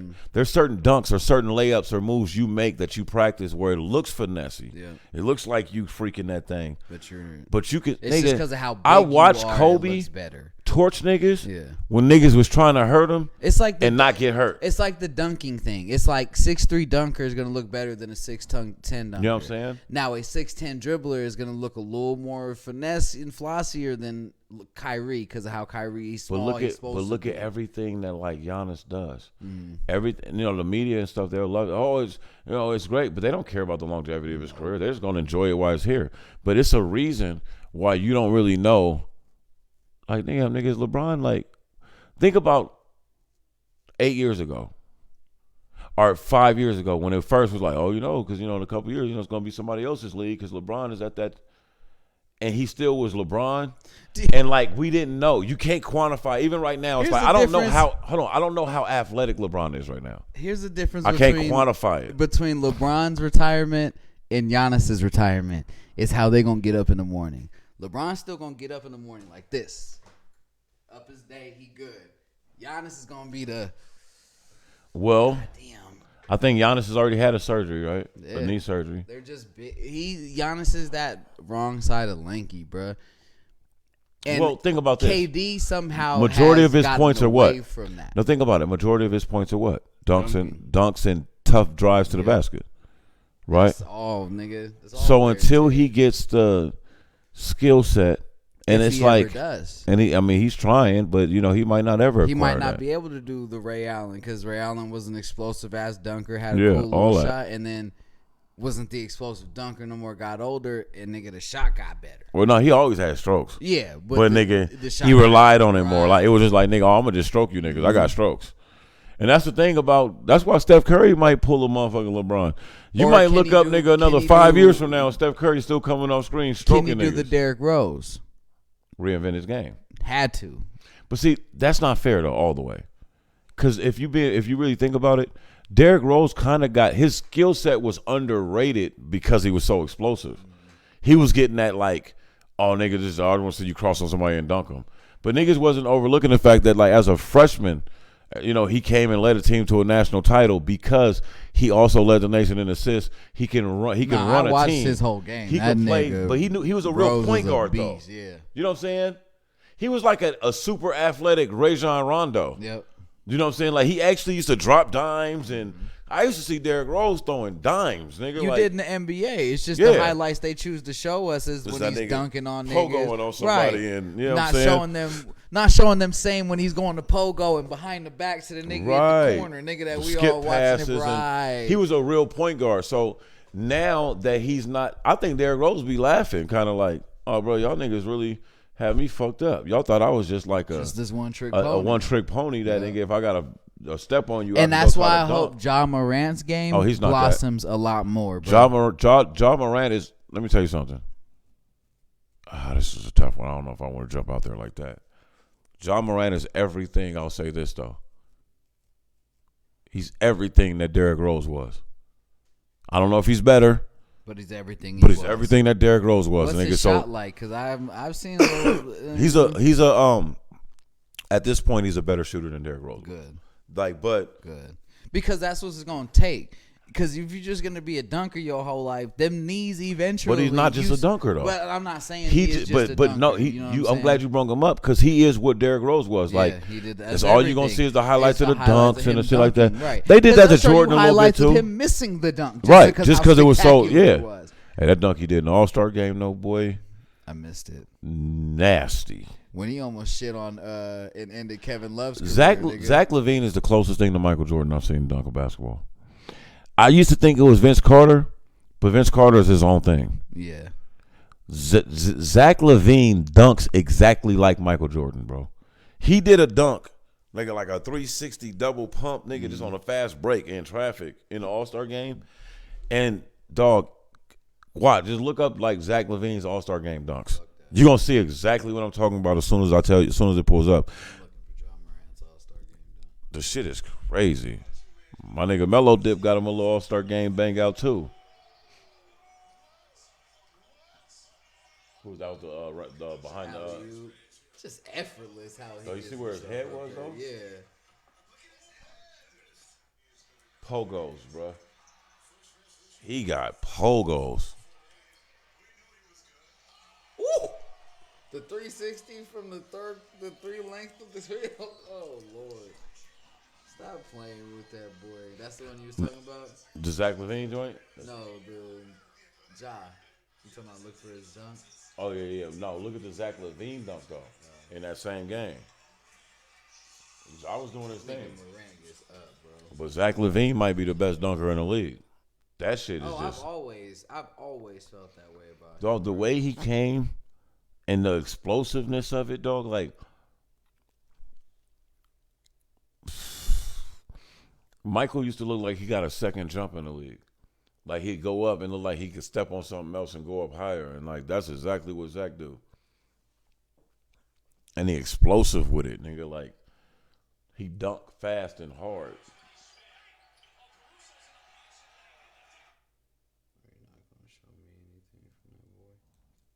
Yeah, it was nasty, man.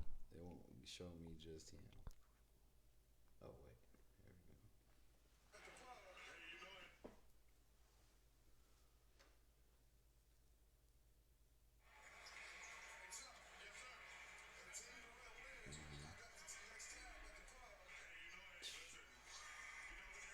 That nigga's a beast.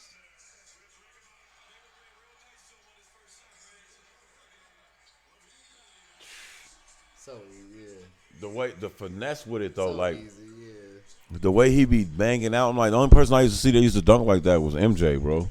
Like a young Michael, nigga. Like a young Mike. Just played to his own beat of his own drum, bro. He used to just be out there like mixing that niggas. in another All-Star game after an injury. Mm-hmm.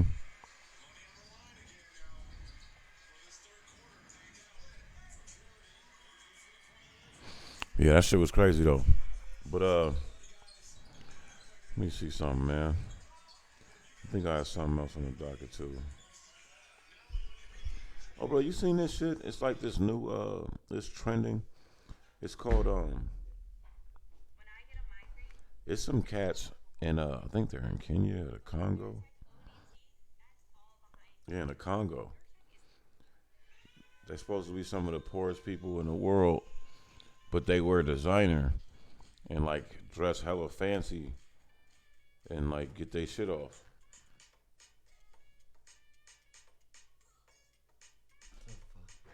That's in the Congo, B. Oh, is my shit hella dark? You know, my eyes and shit.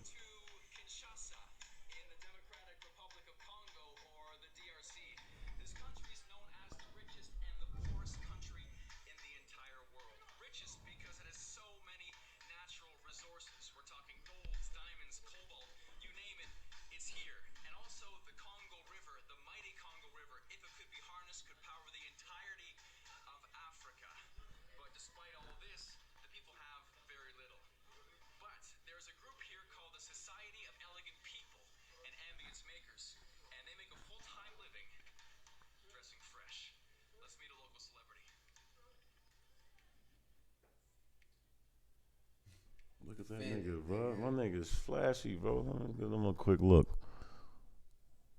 We don't own the rights.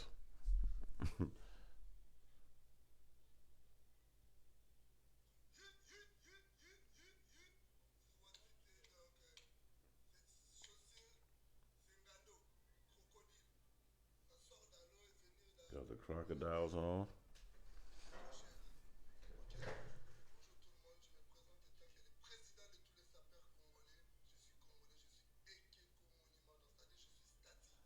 This shit crazy, right? I just want to see some of the other people.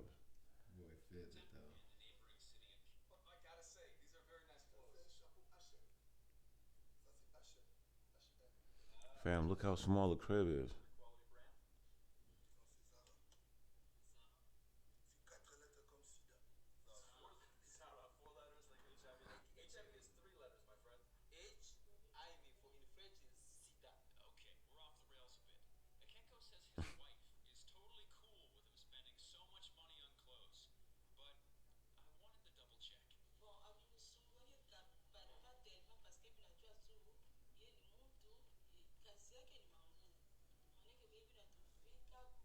A man of clothes.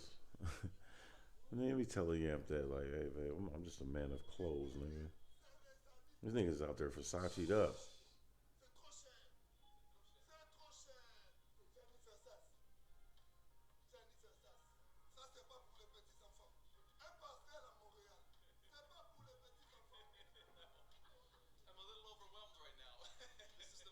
It's probably dumb chief over there for this shit, though, nigga. I'm just saying, nigga, like, the shit is funny, though. I mean, not for them, but if we went over there, we could ball out. Right, probably.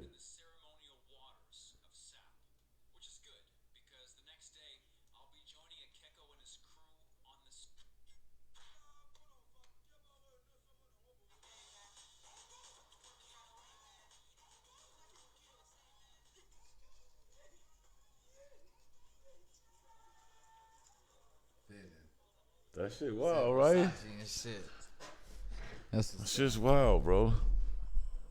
Hey, man, they tried to say it was just us that did shit like that. Poor people that dress beyond their means and woo. Hey, I'm just like, bro, shit's everybody deserves something nice. Every race every race has the people who live beyond their something, you know what I mean? Bro. Like, man, let me get a little something. I thought that was nuts when I seen it, though. I'm like, damn, bro, it's the aesthetics of it, right? Like, y'all in the Congo. But, nigga, you out here, nigga, with unpaved roads, nigga, Versace down. The crocodiles. With the crocodillas on, nigga. I'm like, shit. The Louis, the Versace. That's what's up, boy. I kind of liked it. Like, nigga, you know what? I feel that. Don't let them have you out there just feeling like you gotta be down. To Japan and get my Bape shirts because they only like $40-$50 out there, nigga. We need to make hey, anybody in Japan that want to holler at us? Yeah, I need to make an order. It's love here. Let's rock. Need to make an order. That's what niggas need to do is just reach out more internationally and start rocking with cats. Like, distribute our shit over there. We're going to distribute your shit over here. We're going to boop. You know what I'm saying? That's all corporations really do. And that's really where they take advantage of, like, consumers and people. Is they already have an office in China. Mm-hmm. We already got an office in New York. You're in L.A., we already got an office in Texas. Mm-hmm. Oh, you need to go to Atlanta? We already got an office over there. It's the network, bro. It's the network. But shit, man, that was all I had on the docket. Unless you had something you wanted to throw in. Shout out to our newest sponsor and shout out to motherfucking Rove Industries around this motherfucker. You see the hat? Yeah, we gonna do some big things in the future, man. Shout out to them. That's been another episode of the Always Talking Shit Show.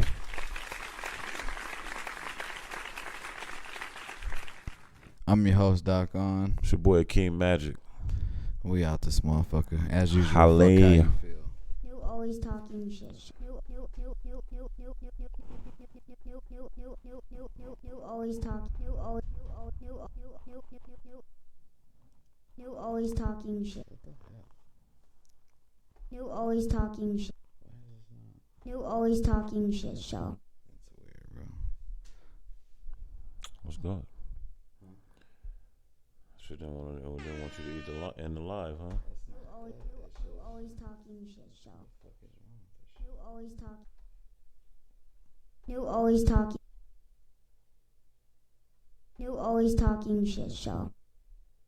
Well, y'all know what it is.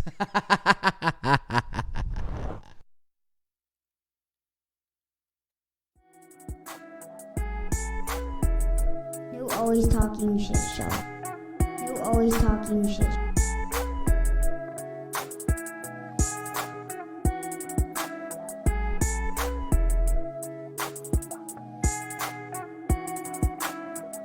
You always talking shit show.